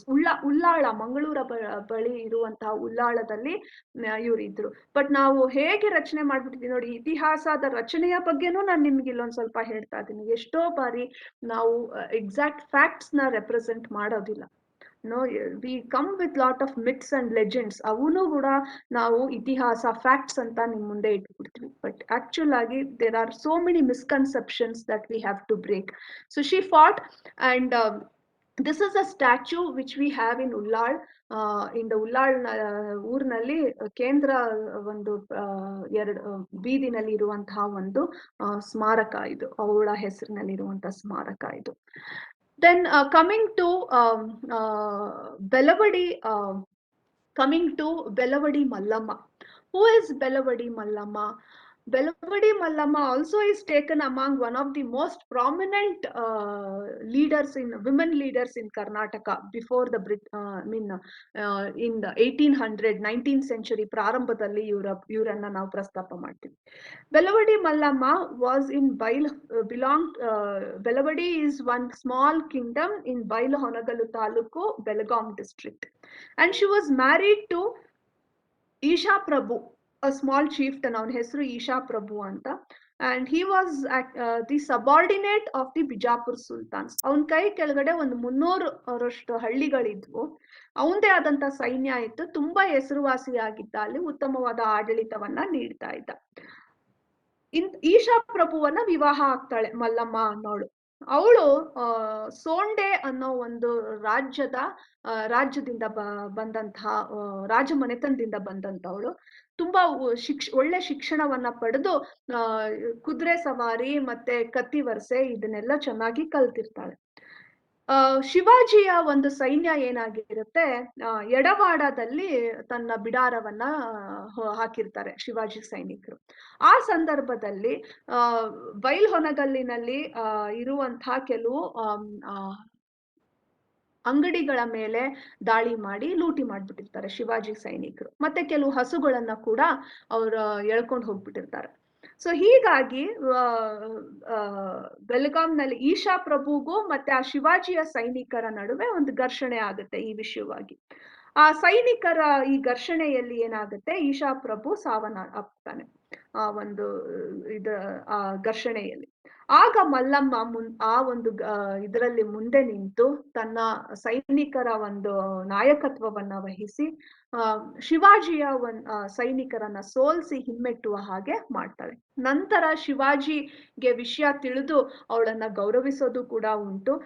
ಯಾಕೆಂದ್ರೆ ಇದು ಸೈನ್ಯದ ನಡುವೆ ಸೈನಿಕರು ಮಾಡಿದಂತ ಅತಾಚುರ್ಯದಿಂದ ಈ ರೀತಿ ಆಗಿದೆ ಅಂತ ಹೇಳಿ ಅವಳ ಒಂದು ಮನವಿಗೆ ಅವಳನ್ನ ಮನವಿಯನ್ನ ಕೇಳಿ ಇದಾಗ್ತಿರೋ ಘಟನೆಗಳು ನಿಲ್ಲಿಸೋದಿಕ್ಕೆ ಶಿವಾಜಿ ತುಂಬಾ ಪ್ರಯತ್ನ ಪಡ್ತಾನೆ. ಬಟ್ ಎಲ್ಲಾ ದಂತಕಥೆಗಳಲ್ಲಿ ಏನ ಹೇಳ್ತಾರೆ ಅಂದ್ರೆ, ಮಲ್ಲಮ್ಮ ಶಿವಾಜಿಯ ಒಂದು ಪ್ರಾರಂಭದಲ್ಲಿ ಸೋಲ್ತ್ಲು. ಯಾವಾಗ ಶಿವಾಜಿ ಗಮನಕ್ಕೆ ಈ ವಿಚಾರ ಬರುತ್ತಲ್ವಾ, ಶಿವಾಜಿ ಅವಾಗ ತಕ್ಷಣ ತನ್ನ ಸೈನಿಕರಿಗೆ ಆಜ್ಞೆಯನ್ನು ಹೊರಡಿಸಿ ಇಂಥ ಲೂಟಿಗಳನ್ನೆಲ್ಲ ನಿಲ್ಲಿಸಿ ಈ ಒಂದು ಘರ್ಷಣೆಗೆ ಒಂದು ಅಂತ್ಯವನ್ನ ಹೇಳ್ತಾನೆ. ಮತ್ತೆ ಮಲ್ಲಮ್ಮನ ಒಂದು ಮನವಿಯನ್ನ ನೋಡಿ ಅವಳಿಗೆ ಗೌರವಿಸ್ತಾನೆ. ಅವಾಗ ಮಲ್ಲಮ್ಮನಿಗೆ ಶಿವಾಜಿಯ ಬಗ್ಗೆ ತುಂಬಾ ಗೌರವ ಬರುತ್ತೆ. ಎಂಥ ಸುಸಂಸ್ಕೃತವಾದ ರಾಜ ಅಂತ ಹೇಳಿ ಅವಳು ತಮ್ಮ ಎಡವಾಡ ಹನುಮಾನ್ ದೇವಾಲಯದಲ್ಲಿ ಅವನ ಒಂದು ಕೆತ್ತನೆಯನ್ನ ಮಾಡಿಸ್ತಾಳೆ. So you can see Shivaji Maharaj ಅಲ್ಲಿ ಮಹಿಳೆಯರಿಗೆ ಅವ್ರು ಯಾವ ರೀತಿ ಗೌರವಿಸ್ತಾ ಇದ್ದಾರೆ ಅನ್ನೋದು ಈ ಒಂದು ಶಿಲ್ಪದಲ್ಲಿ ನಾವು ನೋಡ್ಬೋದು. ಸೊ ಬೆಳ್ವಡಿ ಮಲ್ಲಮ್ಮ ಅವಳ ನಂತರ ಅವಳ ಅಭಿಪ್ರಾಯ ಬದಲಾಯಿಸ್ಕೊತಾಳೆ. ಯಾಕೆಂದ್ರೆ ಇದು ರಾಜಕೀಯದಲ್ಲಿ ಆಗ್ತಾ ಇರೋವಂಥದ್ದು, ಮತ್ತೆ ಆ ಸೈನಿಕರಿಗೂ ಮತ್ತೆ ಇವರ ನಡುವೆ ಆದಂತ ಘರ್ಷಣೆ, ಮತ್ತೆ ಅದನ್ನ ಯಾವ ರೀತಿ ನಿರ್ವಹಿಸ್ತಾನೆ ಶಿವಾಜಿ ಅನ್ನೋದೆಲ್ಲ ನೋಡಿ ಅವಳಿಗೆ ಗೌರವ ಬರುತ್ತೆ. ಸೊ ಆದ್ರೆ ದಂತಕಥೆಗಳಲ್ಲಿ ಶಿವಾಜಿಯನ್ನ ಸೋಲಿಸಿದಂತಹ ಬೆಳವಾಡಿ ಮಲ್ಲಮ್ಮ ಅಂತ ಅನೇಕ ನಾನಾ ರೀತಿಯಲ್ಲಿ ಕಥೆಗಳ ಪ್ರಚಾರವಾಗ್ತಾ ಇದೆ. So this is about Belavadi. Then of course we have Kittur Rani Chennamma. Kittur Rani ಬಗ್ಗೆ ಎಲ್ಲರಿಗೂ ಜನಪ್ರಿಯವಾದಂಥ ಮತ್ತೆ ಸಿನಿಮಾಗಳಲ್ಲಿ ಸಾಕಷ್ಟು ಮಾಹಿತಿ ಸಿಗ್ತಾ ಇದೆ ಚೆನ್ನಮ್ಮನ ಬಗ್ಗೆ. ಇಲ್ಲಿ ಏನಾಗುತ್ತೆ, ರಾಣಿ ಚೆನ್ನಮ್ಮ ಮಲ್ಲಸರ್ಜ ದೇಸಾಯಿ ಅನ್ನೋರನ್ನ ವಿವಾಹವಾಗ್ತಾಳೆ.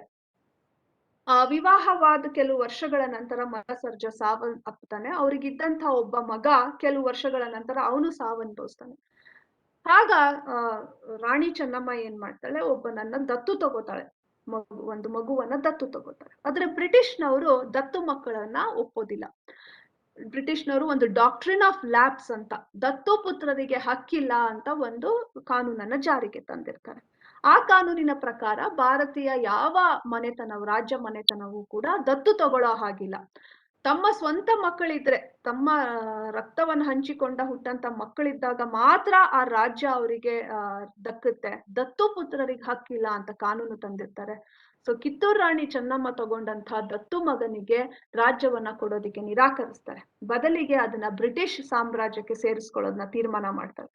ರಾಣಿ ಅವಾಗ ಚೆನ್ನಮ್ಮ ಏನ್ ಮಾಡ್ತಾರೆ, ಬಾಂಬೆನಲ್ಲಿ ಇರೋಂಥ ಗವರ್ನರಿಗೆ ಪತ್ರವನ್ನ ಬರೀತಾರೆ. ಎಲ್ಫಿನ್ಸ್ಟೋನ್ ಅನ್ನೋನು ಬಾಂಬೆನಲ್ಲಿ ಗವರ್ನರ್ ಆಗಿರ್ತಾನೆ. ಅವನಿಗೆ ಪತ್ರವನ್ನ ಬರೆದು ರಾಜ್ಯವನ್ನ ನಮ್ಗೆ ಹಿಂತಿರುಗಿಸಿ ನಮ್ಮ ದತ್ತು ಪುತ್ರರನ್ನ ನೀವು ಅಂಗೀಕರಿಸಿ ಅಂತ ಮನವಿಯನ್ನ ಸಲ್ಲಿಸ್ತಾರೆ. ಅದು ನಿರಾಕರಿಸ್ತಾರೆ ಅವರು. ಆಗ ಆಜ್ಞೆಯನ್ನು ಹೊರಡಿಸ್ತಾರೆ. ಧಾರವಾಡಿನ ಕಲೆಕ್ಟರ್ ಆದಂತ ಥ್ಯಾಕ್ರೆ ಅವರನ್ನ ಮತ್ತೆ ಅಲ್ಲಿನ ಕಮಿಷನರ್ ಚಾಪ್ಲಿನ್ ಅನ್ನ ರಾಜ್ಯವನ್ನ ತಮ್ಮ ಹಿಡಿತಕ್ಕೆ ತಗೊಳ್ಳೋದಿಕ್ಕೆ ಕಳಿಸ್ತಾರೆ. ಅವಾಗ ಯುದ್ಧ ಪ್ರಾರಂಭವಾಗುತ್ತೆ. ಯುದ್ಧದಲ್ಲಿ ಮೊದಲ ಹಂತದಲ್ಲಿ ಯುದ್ಧದಲ್ಲಿ ಚೆನ್ನಮ್ಮ ಅವರು ಗೆಲ್ತಾರೆ. ಅನೇಕ ಬ್ರಿಟಿಷ್ ಅಧಿಕಾರಿಗಳನ್ನ ಸೆರೆ ಹಿಡಿತಾರೆ, ಕೊಲ್ತಾರೆ. ಆದ್ರೆ ಅಂತಿಮವಾಗಿ ನಮ್ಗೆಲ್ಲರಿಗೂ ಗೊತ್ತಿರೋ ಹಾಗೆ 1824ರಲ್ಲಿ ಅವರನ್ನ ಸೆರೆ ಹಿಡಿಯಲಾಯ್ತು. ಅವ್ರನ್ನ ಬೈಲ್ಹೊನಗಲ್ ಕೋಟೆಯಲ್ಲಿ ಸೆರೆಮನೆಯಲ್ಲಿ ಇಡಲಾಯ್ತು. ಆಫ್ಟರ್ ಅ ಫ್ಯೂ ಇಯರ್ಸ್, 4-5 ವರ್ಷಗಳ ನಂತರ 1829ರಲ್ಲಿ ಅವರು ಜೈಲಿನಲ್ಲೇ ಸಾವನ್ನಪ್ಪಿಸ್ತಾರೆ. ಅವ್ರ ಜೊತೆ ಇದ್ದಂತಹ ಸಂಗೊಳ್ಳಿ ರಾಯನ ಕಥೆಯಂತೂ ತುಂಬಾ ಜನಪ್ರಿಯವಾಗಿದೆ. ಅವರ ಬಗ್ಗೆ ಸಾಕಷ್ಟು ಮಾಹಿತಿಯನ್ನ ನಮಗೆ ಸಿಗುತ್ತೆ. ಸಂಗೊಳ್ಳಿ ರಾಯಣ್ಣ ಅವರು ಮುಂದುವರಿಸ್ತಾರೆ ಹೋರಾಟವನ್ನ. ಸೊ ಇದು ನಮಗೆ ಬ್ರಿಟಿಷ್, ನಾನ್ ನಿಮಗೆ ಇಲ್ಲಿ armed struggled against the British ಅಂತ ಹೇಳಿದ್ನಲ್ಲ, ಈ ಕ್ಯಾಟಗರಿನಲ್ಲಿ ಇವರ ಹೋರಾಟ ಬರುತ್ತೆ. ರಾಣಿ ಚೆನ್ನಮ್ಮರವರಷ್ಟೇ ಬ್ರಿಟಿಷರ ವಿರುದ್ಧ ಹೋರಾಟ ಮಾಡಿದ್ದು. ಇನ್ ಮಿಕ್ಕ ಮಹಿಳೆಯರು ಅವರ ರಾಜ್ಯದಲ್ಲಿ ಇದ್ದಂತಹ ಒಂದು ದಬ್ಬಾಳಿಕೆಯನ್ನ ವಿರೋಧಿಸಿದವರು, ಪೋರ್ಚುಗೀಸ್ ಅನ್ನ ಹಬ್ಬಕ್ಕ ವಿರೋಧಿಸಿದವರು. ಬಟ್ ಹಾಗಾಗಿ ನಾವು ಇವ್ರ ಹೆಸರನ್ನ ಸ್ವಾತಂತ್ರ್ಯ ಹೋರಾಟದಲ್ಲಿ ತಗೊಳ್ಳೋದಿಕ್ಕೆ ಸಾಧ್ಯ ಇಲ್ಲ. ಆದ್ರೂ ಕೂಡ ನಮ್ಮಲ್ಲಿ ಬರೋ ಅಂತಹ ಹಲವಾರು ನಿರೂಪಣೆಗಳಲ್ಲಿ ಇವ್ರನ್ನೆಲ್ಲಾರು ವೀರ ಮಹಿಳೆಯರು ಬ್ರಿಟಿಷರ ವಿರುದ್ಧ ಹೋರಾಡಿದರು ಅಂತ ಒಂದೇ ವಾಕ್ಯದಲ್ಲಿ ಎಲ್ಲರನ್ನೂ ಒಟ್ಟಿಗೆ ಹೇಳ್ಬಿಡ್ತಾರೆ. It was Rani Chennamma alone who fought against the British. The other queens were very brave, good administrators. ಮಹಿಳೆಯರಿಗೆ ಯಾವ ಮಟ್ಟಕ್ಕೆ ನಮ್ಮ ಒಂದು ಸಂಸ್ಕೃತಿನಲ್ಲಿ ಯಾವ ಸ್ಥಾನ ಕೊಟ್ಟಿದ್ವಿ, ಸಮಾನವಾದ ಅವಕಾಶ ಕೊಟ್ಟಿದ್ವಿ ಅನ್ನೋದನ್ನ ಹೇಳೋದಿಕ್ಕೆ ಇದನ್ನ ಬಳಸ್ಬೋದು ಹೊರತಾಗಿ ಬ್ರಿಟಿಷರ ವಿರುದ್ಧ ಹೋರಾಟ ಮಾಡಿದ್ರು ಅನ್ನೋದಕ್ಕೆ ಕೇವಲ ಚೆನ್ನಮ್ಮ ಅವರಷ್ಟೇ ಬ್ರಿಟಿಷರ ವಿರುದ್ಧ ಹೋರಾಟ ಮಾಡಿದ್ದು. ನೀವ್ ಹೇಳ್ತೀರಲ್ಲ, ಬ್ರಿಟಿಷರವರು ನಮ್ಮನ್ನ ಏನಂತ ಹೇಳಿದ್ರು, ಅನಾಗರಿಕರು ಅಂತ ಹೇಳ್ಬಿಟ್ರು, ಹಿಂದುಳಿದವರು ಅಂತ ಹೇಳ್ಬಿಟ್ರು. ಆದ್ರೆ ನಮ್ಮ ಸಂಸ್ಕೃತಿನಲ್ಲಿ ನಾವು ಮಹಿಳೆಯರಿಗೆ ಯಾವುದೇ ರೀತಿಯಾದಂತ ತಾರತಮ್ಯ ಮಾಡಿಲ್ಲ ಅಂತ ಈ ಉದಾಹರಣೆಗಳನ್ನ ಕೊಟ್ಟು ಯಾಕೆ ಹೇಳೋದಿಲ್ಲ? ಅಬ್ಬಕ್ಕನಂತವರ ಉದಾಹರಣೆಯನ್ನ ಯಾಕೆ ಕೊಡೋದಿಲ್ಲ? ಬೆಳವಡಿ ಮಲ್ಲಮ್ಮನವರಂತಹ ಉದಾಹರಣೆಯನ್ನ ಯಾಕೆ ಕೊಡೋದಿಲ್ಲ? ಅಥವಾ ಯಾಕೆ ಇವರ ಉದಾಹರಣೆ ಕೊಡ್ತಾ ಇಲ್ಲ ನಾವು? ಹಿಂದುಳಿದಿದೀವಿ ಅಂತ ಯಾವ್ದೋ ಸತಿ ಪದ್ಧತಿಯನ್ನ ಯಾವ್ದೋ ಪ್ರದೇಶದಲ್ಲಿ ಯಾವ್ದೋ ಪ್ರಾಂತ್ಯಕ್ಕೆ ಸೀಮಿತವಾಗಿರುವಂತ ಸತಿ ಪದ್ಧತಿಯನ್ನ ನಾವು ಮಾನದಂಡವಾಗಿ ಇಟ್ಕೊಂಡು ಭಾರತೀಯರೆಲ್ಲ ಅನಾಗರಿಕರು ಅಂತ ಹೇಳ್ತೀವಲ್ಲ, ಇಂಥ ನೂರಾರು ಮಹಿಳೆಯರಿದ್ದಾರೆ ಇಡೀ ಭಾರತದಲ್ಲಿ ನಮಗ್ ಸಿಗ್ತಾರೆ, ಕರ್ನಾಟಕದಲ್ಲ ಇಡೀ ಭಾರತದಲ್ಲೇ ಸಿಗುವಂತ ಇಂಥ ಮಹಿಳೆಯರನ್ನ, ಆಡಳಿತಗಾರರನ್ನ, ಯೋಧರನ್ನ ನಾವು ಆಧಾರವಾಗಿ ಇಟ್ಕೊಂಡು ಯಾಕೆ ನಾವು ನಾಗರಿಕ ಸಮಾಜ ಅಂತ ಘೋಷಿಸ್ಕೊಂಡಿಲ್ಲ ಅನ್ನೋ ಪ್ರಶ್ನೆ ನನಗೆ ಯಾವಾಗ್ಲೂ ಕಾಡ್ತಾ ಇದೆ. ಯಾವ್ದು ಸತಿ ಅನ್ನೋದು ಸಾಮಾನ್ಯವಾದಂತಹ ಆಚರಣೆ ಆಗಿರ್ಲಿಲ್ಲ, ಯಾವ್ದೋ ಒಂದು ಪ್ರದೇಶದಲ್ಲಿ ಬೆಂಗಾಲ್ ಸುತ್ತಮುತ್ತ ಇರುವಂತಹ ಒಂದು ಸಮುದಾಯಕ್ಕೆ ಸೀಮಿತವಾಗಿದ್ದಂತ ಸತಿ ಬಾಲ ವಿವಾಹ ಆಗಿರ್ಬೋದು, ಅಥವಾ ಇದನ್ನ ನಾವು ಇಟ್ಕೊಂಡು ಬ್ರಿಟಿಷ್ನವರು ಹೈಲೈಟ್ ಮಾಡಿ ನಮ್ಮನ್ನ ಅನಾಗರಿಕರು ಅಂತ ಘೋಷಿಸ್ತಾರೆ. ಆದ್ರೆ ನಮ್ಮ ಮಹಿಳೆಯರು ಮಾಡಿದಂತ ಸಾಧನೆಯನ್ನ ಯಾಕೆ ಇಟ್ಕೊಂಡು ಅವರು ನಾವು ನಾಗರಿಕರು ಅಂತ ನಿರೂಪಿಸೋದಿಕ್ಕೆ ಪ್ರಯತ್ನ ಪಟ್ಟಿಲ್ಲ? ಅಲ್ಲಿ ಉಪಯೋಗಿಸ್ಬೋದು ಇವನ್ನೆಲ್ಲ. ನಾವು ಬ್ರಿಟಿಷ್ ಅವರು ಬರೋದಕ್ಕಿಂತ ಮೊದಲು ಯಾವ ಸ್ಥಾನಮಾನ ಕೊಟ್ಟಿದ್ವಿ ನೋಡಿ ನಾವು ಮಹಿಳೆಯರಿಗೆ. ಆಡಳಿತ ಮಾಡ್ತಾ ಇದ್ರು ಅವರು, ಯುದ್ಧ ಮಾಡೋವಷ್ಟು ನಾವು ಶಿಕ್ಷಣ ಕೊಡ್ತಾ ಇದ್ವಿ ಅವರಿಗೆ. that is one thing which I will leave it for you to judge. Now coming to the British ವಿರುದ್ಧ ಹೋರಾಟ ಮಾಡೋದಿಕ್ಕೆ 1885ರಲ್ಲಿ ಇಂಡಿಯನ್ ನ್ಯಾಷನಲ್ ಕಾಂಗ್ರೆಸ್ ಅನ್ನೋದನ್ನ ಸ್ಥಾಪನೆ ಮಾಡ್ತಾರೆ. ಇಂಡಿಯನ್ ನ್ಯಾಷನಲ್ ಕಾಂಗ್ರೆಸ್ಸಿನ ನೇತೃತ್ವದಲ್ಲಿ ಒಂದು ಅಹಿಂಸಾತ್ಮಕ ಚಳುವಳಿ ಪ್ರಾರಂಭ ಆಗುತ್ತೆ. ಆ ಒಂದು ಅಹಿಂಸಾತ್ಮಕ ಚಳುವಳಿಯಿಂದ ಪ್ರಭಾವಿತರಾದಂತಹ ಇಡೀ ಭಾರತದಲ್ಲಿ ಹಲವಾರು ನಾಯಕರಿದ್ದಾರೆ. ಅವರೆಲ್ಲ ಈ ಒಂದು ಅಹಿಂಸಾತ್ಮಕ ಚಳುವಳಿಯಲ್ಲಿ ಭಾಗವಹಿಸ್ತಾರೆ. ಆ ಒಂದು ಹಿನ್ನೆಲೆಯಲ್ಲಿ ನಾವು ಮಹಿಳೆಯರು ಕರ್ನಾಟಕದಲ್ಲಿ ಯಾವ ರೀತಿ ಭಾಗವಹಿಸಿದ್ರು ಅನ್ನೋದನ್ನ ಪರಿಗಣಿಸ್ಬೇಕಾದ್ರೆ ಈ 3 ಹೆಸರುಗಳು ನಮ್ಮ ಮುಂದೆ ಬರ್ತವೆ. ಉಮಾಬಾಯಿ ಕುಂದಾಪುರ್, ಕೃಷ್ಣಾಬಾಯಿ ಪಂಜೀಕರ್, ಕಮಲಾದೇವಿ ಚಟ್ಟೋಪಾಧ್ಯಾಯ್, ಯಶೋಧರಾಮ ದಾಸಪ್ಪ ಅನ್ನೋರ ಹೆಸರು ನಮ್ಮ ಮುಂದೆ ಬರುತ್ತೆ. They were all great freedom fighters. This is the image of Umabai Kundapur here, which you can see. This is Kamala Devi Chattopadhyaya, Bellari Siddhamma, and Yashodarama Dasappa. These were some women.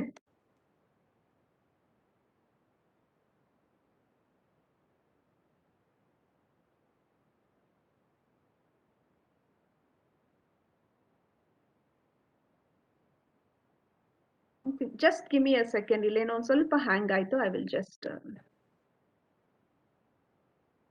so we have to talk about the contribution of such women who participated in the non-violent struggle against the British. Now let us take up Kamala Devi Chattopadhyaya. She was born in 1903 in Chittapur Saraswat Brahmin family in Mangaluru. Share ಆಗ್ತಾ ಇಲ್ಲ. Sir ಅದು ಸ್ವಲ್ಪ ಹ್ಯಾಂಗ್ ಆಯ್ತು, ಆ images ಯಾಕೋ ಇದಾಗ್ತಾ ಇಲ್ಲ. Okay madam, yes madam, only those images I have. Okay madam. I'll try once again. I'll just see if I can share it. Okay madam. Hang ಆಯ್ತು.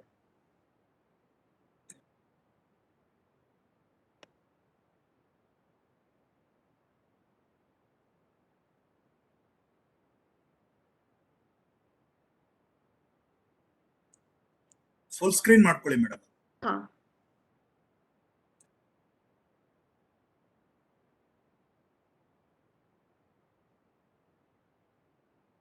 So these are the 4 women: Umabai Kundapur, Krishnabai Panjikar, Kamala Devi Chattopadhyaya, and Yashodarama Dasappa.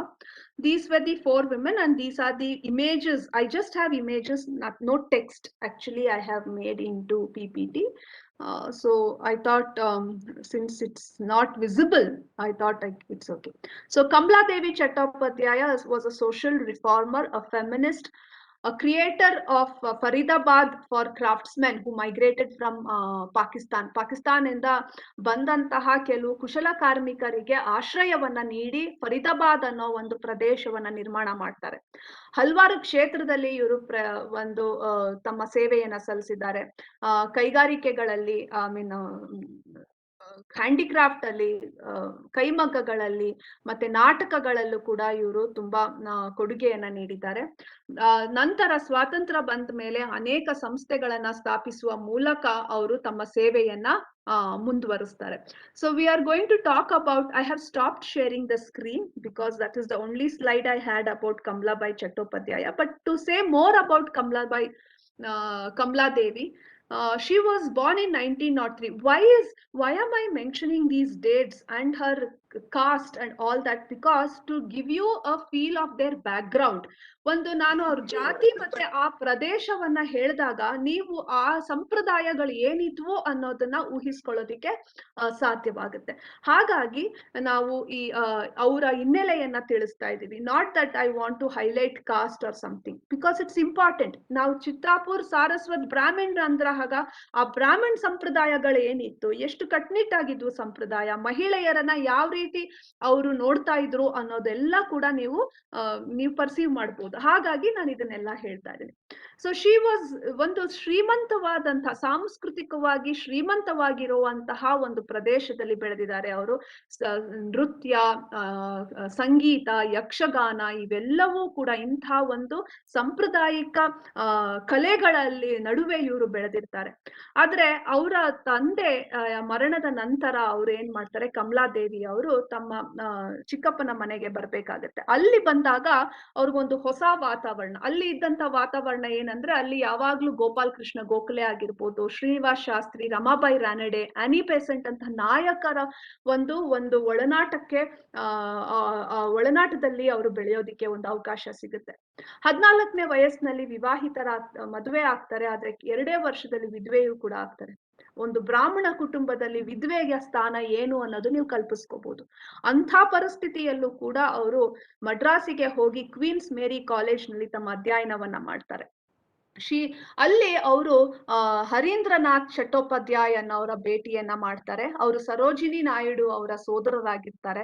ಅವ್ರಿಗೂ ಕೂಡ ನಾಟಕ, ಸಂಗೀತ, ನೃತ್ಯದಲ್ಲಿ ತುಂಬಾ ಆಸಕ್ತಿ ಇರುತ್ತೆ. ಅವರೊಂದಿಗೆ ಅವರು ಲಂಡನ್ನಿಗೆ ಹೋಗಿ ಅಲ್ಲಿ ಕೂಡ ಬೆಡ್ಫೋರ್ಡ್ ಕಾಲೇಜ್ ನಲ್ಲಿ ನಾಟಕಕ್ಕೆ ಸಂಬಂಧಪಟ್ಟ ಹಾಗೆ ಸಾಕಷ್ಟು ಕಲಿಯೋದಿಕ್ಕೆ ಅಂತ ಅವರೆಲ್ಲ ಒಟ್ಟಿಗೆ ಹೋಗ್ತಾರೆ. ನಂತರ ಅವರ ಜೊತೆ ವಿವಾಹವನ್ನು ಕೂಡ ಮಾಡ್ಕೋತಾರೆ. ಹರೀಂದ್ರನಾಥ್ ಚಟ್ಟೋಪಾಧ್ಯಾಯರನ್ನ ಮದುವೆ ಆಗ್ತಾರೆ ಇವರು. ಕಮಲಾದೇವಿ ಅವರು ಸ್ವತಂತ್ರ ಚಳುವಳಿಯಲ್ಲಿ ತುಂಬಾ ಪ್ರಮುಖ ಪಾತ್ರ ವಹಿಸ್ತಾರೆ. ಮಡ್ರಾಸ್ ಪ್ರಾವಿನ್ಷಿಯಲ್ ಚುನಾವಣೆಯಲ್ಲಿ, ಪ್ರಾಂತೀಯ ಚುನಾವಣೆಯಲ್ಲಿ ಸ್ಪರ್ಧಿಸ್ತಾರೆ. ಆದ್ರೆ ಆ ಚುನಾವಣೆಯಲ್ಲಿ ಇವ್ರು ಸೋಲು ಅನುಭವಿಸ್ತಾರೆ. ಆದ್ರೂ ಕೂಡ ಇವ್ರು ಅದರ ಬಗ್ಗೆ ಹೆಚ್ಚು ಆ ಸೋಲಿಗೆ ಹೆಚ್ಚು ಪ್ರಾಮುಖ್ಯತೆ ಕೊಡದೆ ಅವರ ಒಂದು ಸೇವೆಯನ್ನ ದೇಶಕ್ಕಾಗಿ ಮುಂದುವರಿಸ್ತಾರೆ. ಆಲ್ ಇಂಡಿಯಾ ಕಾಂಗ್ರೆಸ್ ಕಮಿಟಿಯ ಒಂದು ಕಾರ್ಯದರ್ಶಿಗಳಾಗಿ ಸೇವೆಯನ್ನ ಮುಂದುವರಿಸ್ತಾರೆ ಇವರು. 2ನೇ ಮಹಾಯುದ್ಧ ಸಂದರ್ಭದಲ್ಲಿ ಅಮೆರಿಕಾಗೆ ಭೇಟಿ ಕೊಟ್ಟು ಅಲ್ಲಿ ಅಮೆರಿಕಾದಲ್ಲಿ ನೀಗ್ರೋಗಳಲ್ಲಿ ಅಥವಾ ಕಪ್ಪರಲ್ಲಿ ಆಗ್ತಾ ಇದ್ದಂತ ಚಳುವಳಿಯ ಬಗ್ಗೆ ಅವರನ್ನ ಪರಿಚಯಿಸ್ಕೋತಾರೆ. ಮತ್ತೆ ಭಾರತದಲ್ಲಿ ಆಗ್ತಾ ಇರುವಂತಹ ಸ್ವಾತಂತ್ರ್ಯ ಚಳುವಳಿಯ ಬಗ್ಗೆ ಅವರೊಂದಿಗೆ ಹಂಚ್ಕೋತಾರೆ. ಇವೆಲ್ಲ ಬೆಳವಣಿಗೆಯನ್ನ ನೋಡಿ ಬ್ರಿಟಿಷ್ ಸರ್ಕಾರ ಅವರನ್ನ ಗಡೀಪಾರು ಮಾಡುತ್ತೆ. ಅಂದ್ರೆ ಭಾರತಕ್ಕೆ ಹಿಂತಿರುಗಬಾರದು ಅಂತ ಅವರನ್ನ ಬಹಿಷ್ಕರಿಸುತ್ತೆ. ಆದ್ರೂ ಕೂಡ ಅವರು ದೃಢಗೆಡದೆ ಏನ್ ಮಾಡ್ತಾರೆ, ದಕ್ಷಿಣ ಆಫ್ರಿಕಾ, ಚೈನಾ, ಜಪಾನ್, ವಿಯೆಟ್ನಾಂನಲ್ಲೆಲ್ಲ ಸಂಚಾರವನ್ನ ಮಾಡ್ತಾರೆ. She was a very good writer also. 18 ಪುಸ್ತಕಗಳನ್ನ ಬರೆದಿದ್ದಾರೆ ಅವರು. ಅಂಡ್ ಅವರ ಒಂದು ಆತ್ಮಕಥೆ inner recess outer space memoirs ಅಂತ 1986ರಲ್ಲಿ ಈ ಪುಸ್ತಕವನ್ನ ಬರೀತಾರೆ. ಅಂಡ್ ಅವರಿಗೆ ಹಲವಾರು ಅವರ ಒಂದು ಸಾರ್ವಜನಿಕ ಸೇವೆಗಾಗಿ ಅವರಿಗೆ ಹಲವಾರು ಪುರಸ್ಕಾರಗಳು ಸಿಗ್ತವೆ. ಪದ್ಮಭೂಷಣ್, ಪದ್ಮ ವಿಭೂಷಣ್, ರೋಮನ್ ಮ್ಯಾಗ್ಸೆಸೆ ಪ್ರಶಸ್ತಿಗಳನ್ನ ನೀಡಲಾಗುತ್ತೆ ಅವರಿಗೆ.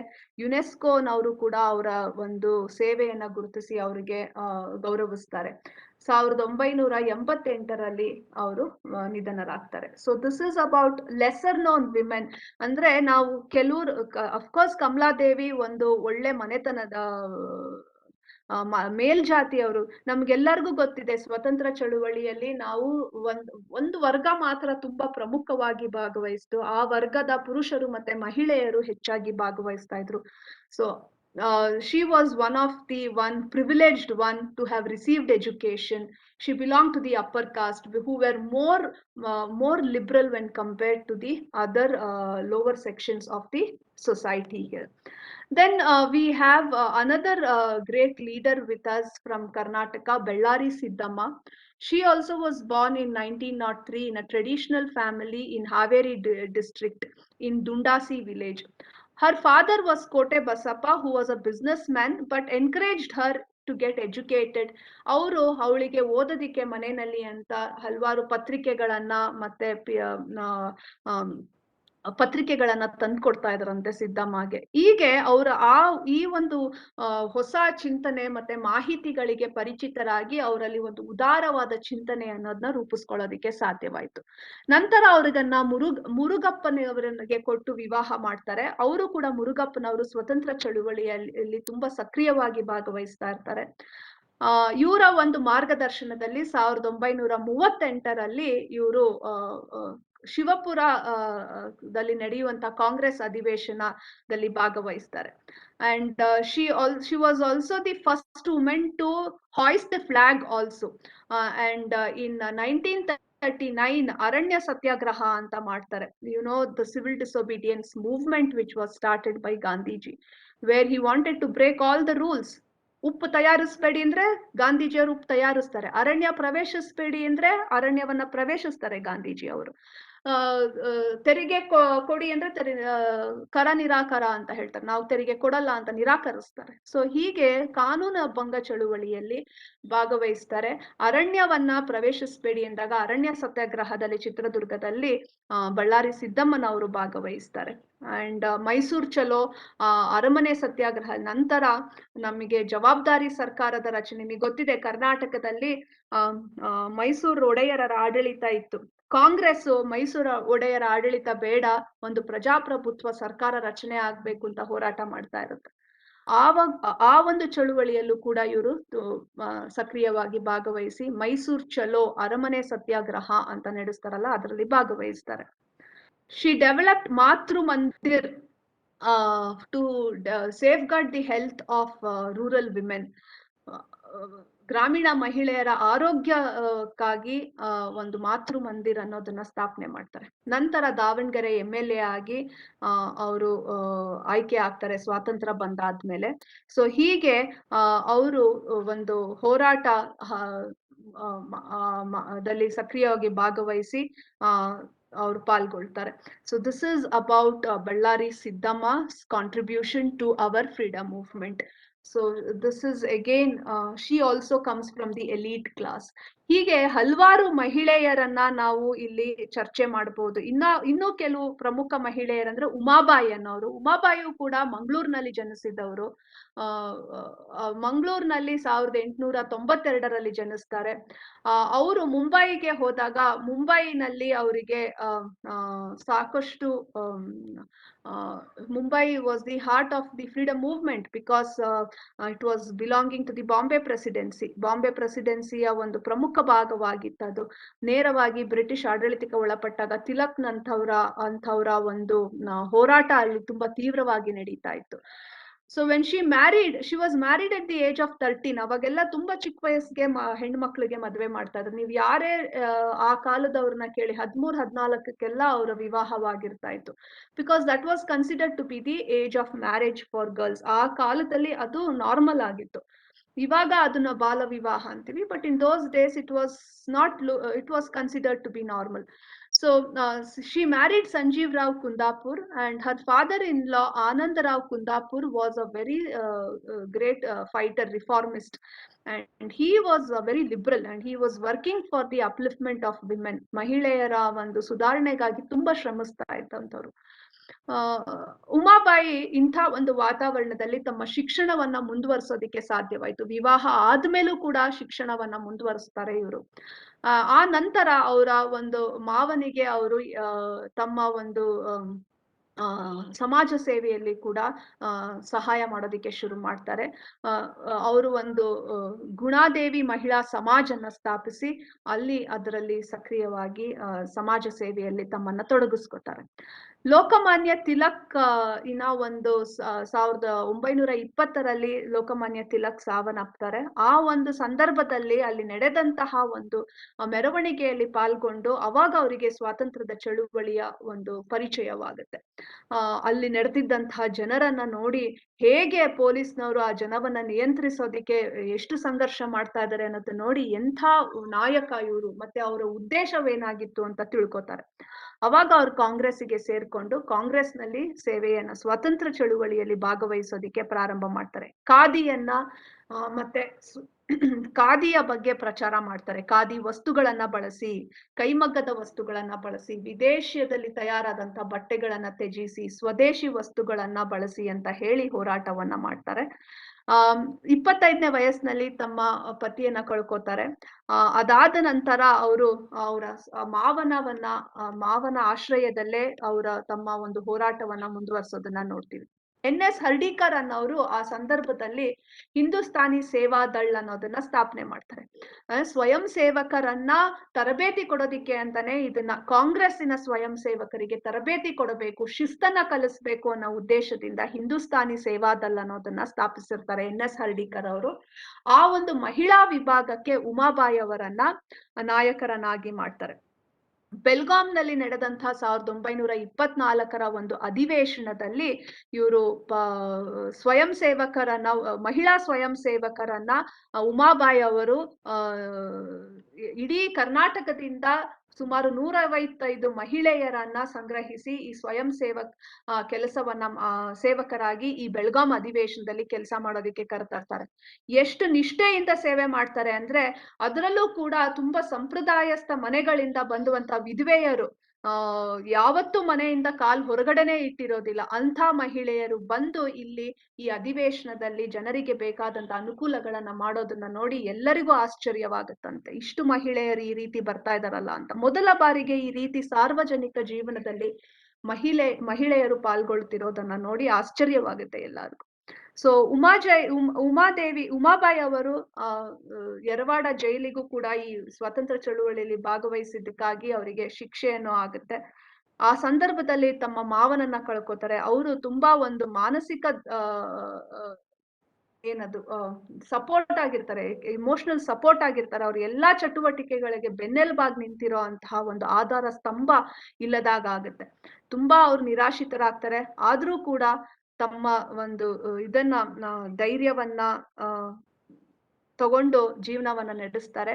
ಬಿಹಾರಿನ ಒಂದು ಭೂಕಂಪ ಆದಾಗ ಅಲ್ಲಿ ಸೇವೆಯನ್ನ ಸಲ್ಲಿಸ್ತಾರೆ.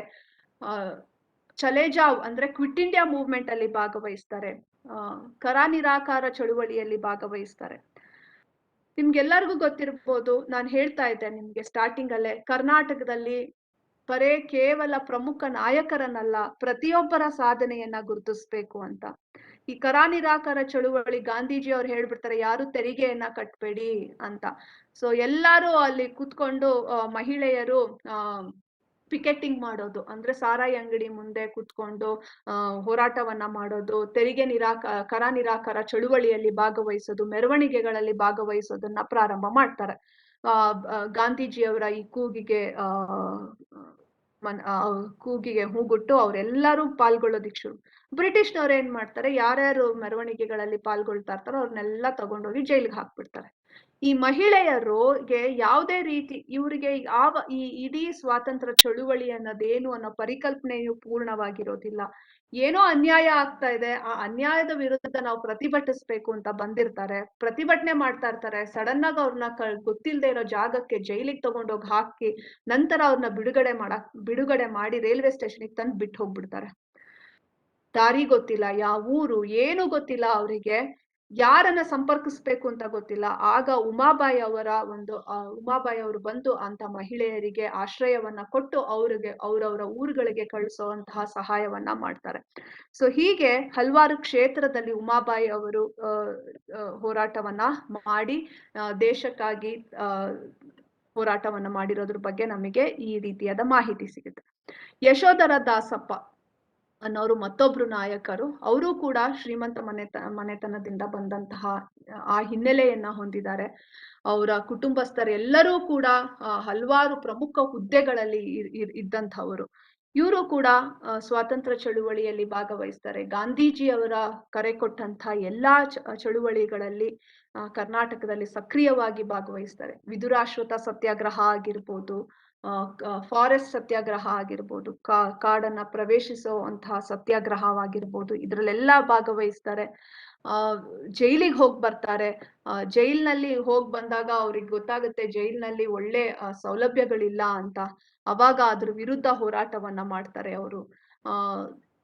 ಒಳ್ಳೆ ಪ್ರಮುಖವಾದಂತಹ ನಾಯಕರ ಪರಿಚಯವಾಗುತ್ತೆ ಅವರಿಗೆ. ನಿಜಲಿಂಗಪ್ಪ ಅಂತ ಅವ್ರ ನಾಯಕರೊಂದಿಗೆ ಎಲ್ಲ ಸೇವೆಯನ್ನ ಸಲ್ಲಿಸ್ತಾರೆ ಇವರು.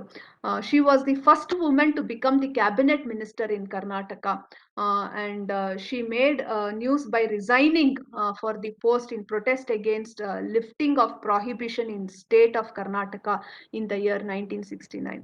1969 ಅಲ್ಲಿ ಸಾರಾಯಿಯನ್ನ ನಿಷೇಧಿಸಬೇಕು ಅಂತ ಕೇಳ್ಕೊತಾರೆ, ಆದ್ರೆ ಸರ್ಕಾರ ಅದನ್ನ ವಿರೋಧಿಸುತ್ತೆ. ಆ ಹಿನ್ನೆಲೆಯಲ್ಲಿ ತಮ್ಮ ರಾಜೀನಾಮೆಯನ್ನ ಕೊಟ್ಟು ಹೋಗ್ತಾರೆ. So she was awarded the Padma Bhushan for her contribution to the society, and she died in 1980. So ಬರೀ ಇವರೆಲ್ಲ ಒಂಥರ ಪ್ರಿವಿಲೇಜ್ಡ್ ಕ್ಲಾಸ್ ಅಂತ ಹೇಳ್ಬೋದು. ಅವರಿಗೆ ಸಾಕಷ್ಟು ಏನ್ ಹೇಳ್ತೀರಾ, ಒಂದು ಕುಟುಂಬದ ಒಂದು ಬೆಂಬಲ ಇತ್ತು. ಅವರ ಕುಟುಂಬದಲ್ಲಿ ಇರೋಂತಹ ಪುರುಷರು ಅವರಿಗೆ ತುಂಬಾ ಸಹಾಯವನ್ನ ಮಾಡ್ತಾರೆ. ಅದರ So they were able to fight. But there are many who could not get this kind of support. But in spite of it, they participated in the freedom. ಆ ರೀತಿ ಹೇಳಕ್ ಹೋದ್ರೆ ನಾನೊಂದು ಸುಮಾರು 100 ಹೆಸರುಗಳನ್ನ ಕೊಡಬಲ್ಲೆ. ತುಂಬಾ ಸಾಮಾನ್ಯವಾದ ಹಿನ್ನೆಲೆ, ಅವರಿಗೆ ಶಿಕ್ಷಣ ಇಲ್ಲ, ಆದ್ರೆ ಅವರು ನಮ್ಮ ದೇಶಕ್ಕಾಗಿ ಹೋರಾಟ ಮಾಡಿರುವಂತಹ ಮಹಿಳೆಯರ ಪಟ್ಟಿಯಲ್ಲಿ ನಾವು ಸೇರಿಸಬಹುದು. ಅನೇಕರಿದ್ದಾರೆ ಹಾಗೆ. Unsung heroes of Tirumale Rajamma, Lakshmibai Sahoni, Shantabai Koppal, Athani Abbakka, Nipani Panabai. ನನಗೆ ಇಲ್ಲಿ ಸಮಯದ ಅಭಾವ ಇರೋದ್ರಿಂದ ನಾನು ಇವ್ರ ಎಲ್ಲರ ಒಂದು ತ್ಯಾಗ ಬಲಿದಾನದ ಬಗ್ಗೆ ಚರ್ಚೆ ಮಾಡೋದಕ್ಕೆ ಸಾಧ್ಯವಾಗ್ತಾ ಇಲ್ಲ. ನಾವಿಲ್ಲಿ ಏನ್ ಮುಖ್ಯವಾಗಿ ತಿಳ್ಕೊಬೇಕು ಅಂದ್ರೆ, ಇವರೆಲ್ಲಾ ಮಹಿಳೆಯರು. I can give you around 100 names, but it is not possible for me to discuss about them. But what we have to remember here is, ಇಲ್ಲಿ ನಾವು ಮುಖ್ಯವಾಗಿ ಯಾವುದ್ರ ಬಗ್ಗೆ ನಾವು ಚರ್ಚೆ ಮಾಡಬೇಕು ಅಂದ್ರೆ, ಬರೇ ವೇದಿಕೆ ಮೇಲೆ ನಿಂತು ಮಾತನಾಡೋರಲ್ಲ, ವೇದಿಕೆ ಹಿಂದೆ ಮಾಡಿರುವಂತಹ ತ್ಯಾಗದ ಬಗ್ಗೆ ಕೂಡ ನಾವು ಚರ್ಚೆ ಮಾಡ್ಬೇಕಾಗುತ್ತೆ. ಒಂದು ಉದಾಹರಣೆ ಕೊಡ್ತೀನಿ. ನಮ್ಗೆಲ್ಲರಿಗೂ ಗೊತ್ತಿದೆ, ಪ್ಲೇಗ್ ಬಂದಿತ್ತು ಬಾಂಬೆ ಪ್ರಾಂತ್ಯದಲ್ಲಿ ಪ್ಲೇಗ್ ಬಂದಾಗ ಅಲ್ಲಿದ್ದಂತಹ ಚಾರ್ಲ್ಸ್ ರ್ಯಾಂಡ್ ಅನ್ನೋನು ಆ ಪ್ಲೇಗ್ ಅವಧಿಯಲ್ಲಿ ಆ ಜಿಲ್ಲೆಯ ನಿರ್ವಹಣೆಯನ್ನ ಮಾಡ್ಬೇಕು. ಆದ್ರೆ ಅವ್ನು ತುಂಬಾ ನಿರ್ಲಕ್ಷಿಸ್ತಾನೆ, ಕೇವಲವಾಗಿ ನಡೆಸ್ಕೋತಾನೆ, ಜನರನ್ನ ಗೌರವ ಕೊಡೋದಿಲ್ಲ. ಬೂಟ್ ಕಾಲಿನಲ್ಲಿ ಮನೆ ಒಳಗಡೆ ನುಗ್ಗಿ ಅವ್ರನ್ನ ಎಳೆದು ಹಾಕೋದು, ಆ ರೋಗಿಗಳನ್ನ, ಇಂಥ ರೀತಿ ಹೆಣ್ಣು ಮಕ್ಕಳು ಅನ್ನೋದು ನೋಡದೆ ಅವ್ರನ್ನೆಲ್ಲಾರನ್ನು ಮನೆಯಿಂದ ಹೊರಗಡೆ ಎಳೆದು ಹಾಕೋದು. ಇದನ್ನ ನೋಡ್ಬಿಟ್ಟು ತುಂಬಾ ಬೇಸತ್ತಂತಹ ಭಾರತೀಯ ಚಾಪೇಕರ್ ಸೋದರರು ಅಂತ ಇದ್ದಾರೆ. ದಾಮೋದರ್ ಪಂತ್ ಚಾಪೇಕರ್, ಬಾಲಕೃಷ್ಣ ಚಾಪೇಕರ್, ವಸುದೇವ್ ಚಾಪೇಕರ್. ಎಷ್ಟು ಇವ್ರು ರೋಸ್ ಹೋಗಿರ್ತಾರೆ ಇವರ ಬ್ರಿಟಿಷರ ಈ ದಬ್ಬಾಳಿಕೆಯಿಂದ ಅಂದ್ರೆ, ಹೋಗ್ಬಿಟ್ಟು ಈ ಚಾರ್ಲ್ಸ್ ರನ್ನೆಡೆಯನ್ನ ಕೊಂದ್ ಹಾಕ್ಬಿಡ್ತಾರೆ, ಆ ಪ್ಲೇಗ್ ಅಧಿಕಾರಿಯನ್ನ ಕೊಂದ್ ಹಾಕ್ಬಿಡ್ತಾರೆ. ಆವಾಗ ಇವ್ರನ್ನ ತಗೊಂಡು ಹೋಗಿ ಬ್ರಿಟಿಷ್ ಅಧಿಕಾರಿಯನ್ನ ಕೊಂದಿದ್ದಾರೆ ಅನ್ನೋ ಅಪರಾಧದ ಮೇಲೆ ಗಲ್ಲಿಗೆ ಹೇರಿಸ್ತಾರೆ.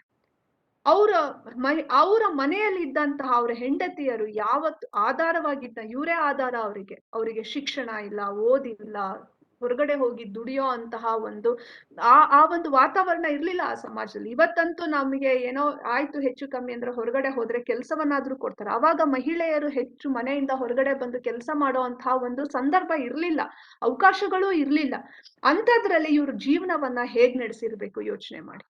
ಅವರಿಗೆ ಆಧಾರವಾಗಿದ್ದಂತಹ ಅವರ ವ್ಯಕ್ತಿಗಳನ್ನ ಇವ್ರು ಗಲ್ಲಿಗೆ ಹೇರಿಸಿ ಕೊಂದಾದ್ಮೇಲೆ ಅವ್ರ ಜೀವನ ಹೇಗ್ ನಡೆಸಿರ್ಬೇಕು? ಸೈಲೆಂಟ್ ಆಗಿ ಅದನ್ನ ಅನುಭವಿಸ್ಕೊಂಡು, ಬಡತನವನ್ನ ಅನುಭವಿಸ್ಕೊಂಡು ಇವರು ತಮ್ಮ ಜೀವನವನ್ನ ನಡೆಸ್ಕೊಂಡು ಬರ್ತಾರೆ.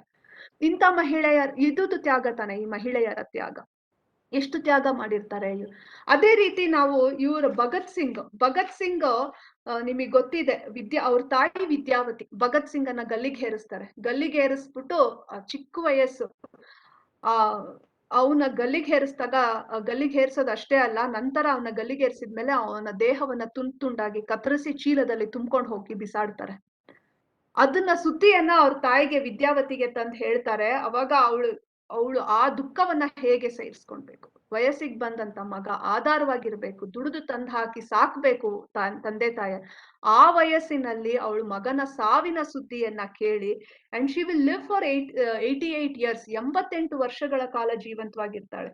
ಅಂಡ್ ಅವಳ ಜೀವನದ ಪ್ರಮುಖ ಭಾಗವನ್ನ ಅವಳು ದುಃಖದಲ್ಲೇ ಕಳೆದಿರ್ತಾಳೆ, ಮಗನ ಒಂದು ಸಾವಿನ ನೆನಪಿನಲ್ಲೇ ಕಳೀತಾಳೆ. ಇವರ ತ್ಯಾಗವನ್ನ ಕೂಡ ನಾವು ಸ್ಮರಿಸ್ಬೇಕು.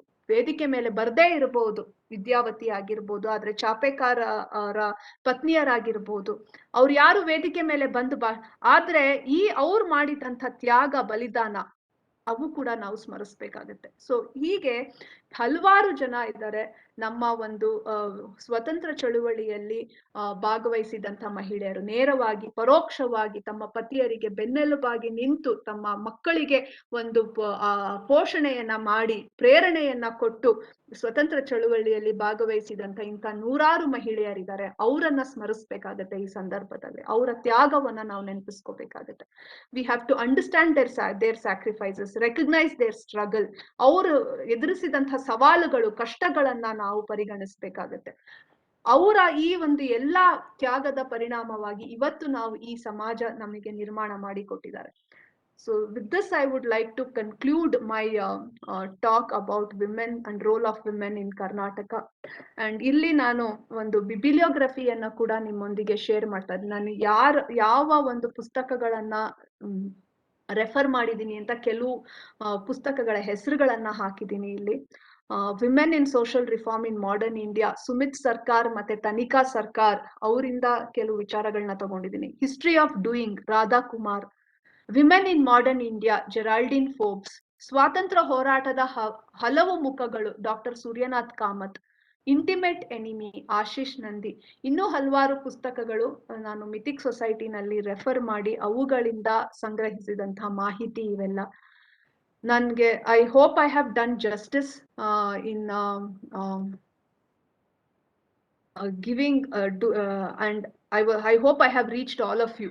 ನಿಮ್ಮನ್ನ ತಲುಪೋದಿಕ್ಕೆ ಒಂದು ಪ್ರಯತ್ನವನ್ನ ಮಾಡಿದ್ದೀನಿ ನನ್ನ ಕೆಲವು ವಿಷಯಗಳ ಮೂಲಕ. ಅದರಲ್ಲಿ ಯಶಸ್ವಿ ಆಗಿದ್ದೀನಿ ಅಂತ ನಾನು ಭಾವಿಸ್ತೀನಿ. ಇನ್ನೇನಾದ್ರೂ ಕೇಳೋದಿತ್ತು ಅಂದ್ರೆ ಇವಾಗ ನೀವು ಕೇಳ್ಬೋದು. I will try answering to the best of my ability. If you have any questions, you can ask me. If anyone has any questions, you can just put it in a chat box. Or even I would like, if they are able to come online and ask, that also is fine.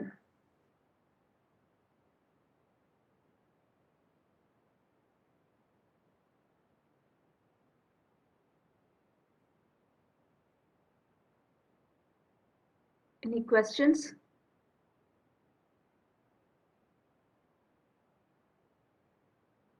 Okay.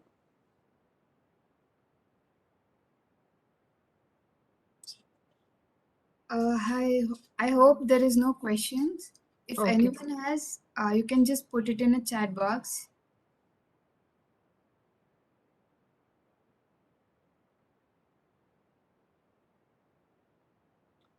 Okay then.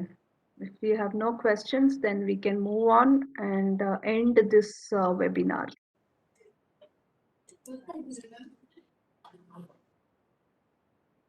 Thank you, ma'am. Thank you for all of your words.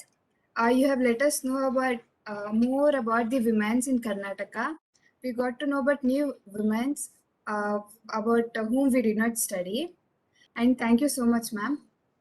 Now I request Manu from final year BA to give away the vote of thanks.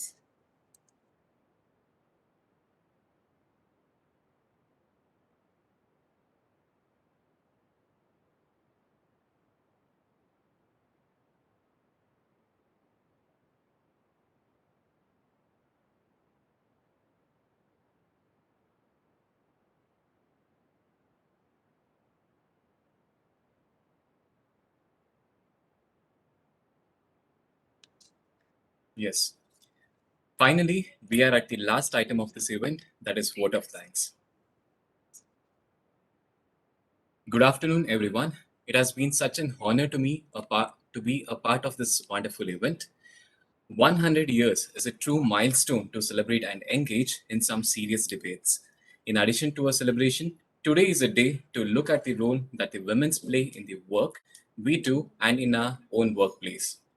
On behalf of our Kelly institution and the Department of History, I'd like to take a moment to say special thanks to our chief guest, the speaker, Dr. Malini Amman, for enhancing knowledge about the role of women in the Indian national movement with special reference to Karnataka. Thank you so much, ma'am, for accepting our invitation and for being here with us today. Your thoughts have truly inspired us. Thank you, ma'am. Thank you so much. Next, I thank our principal, sir, Dr. Arun Kumar B. Sonapanavar, sir, for always supporting and guiding us. I thank Dr. Mahananda Chittavadige ma'am, the IQAC coordinator of KLS Nijalingappa College, for extending her moral support. Thank you, ma'am. I'd also like to thank Professor Manjunath Doreswamy, sir, HOD of History Department, who had put a lot of efforts and love in making this program a successful one.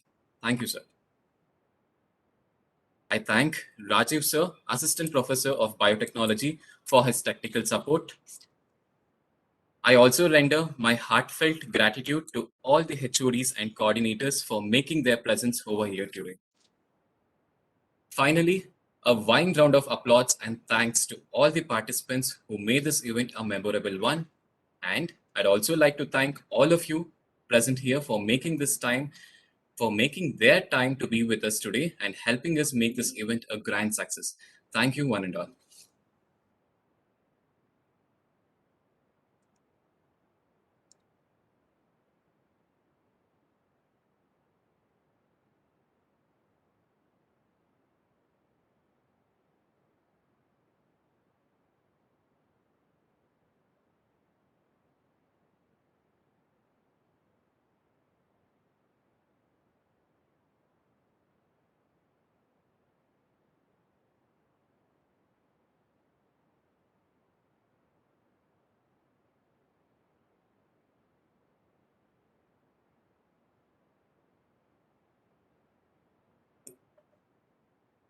Thank you, ma'am.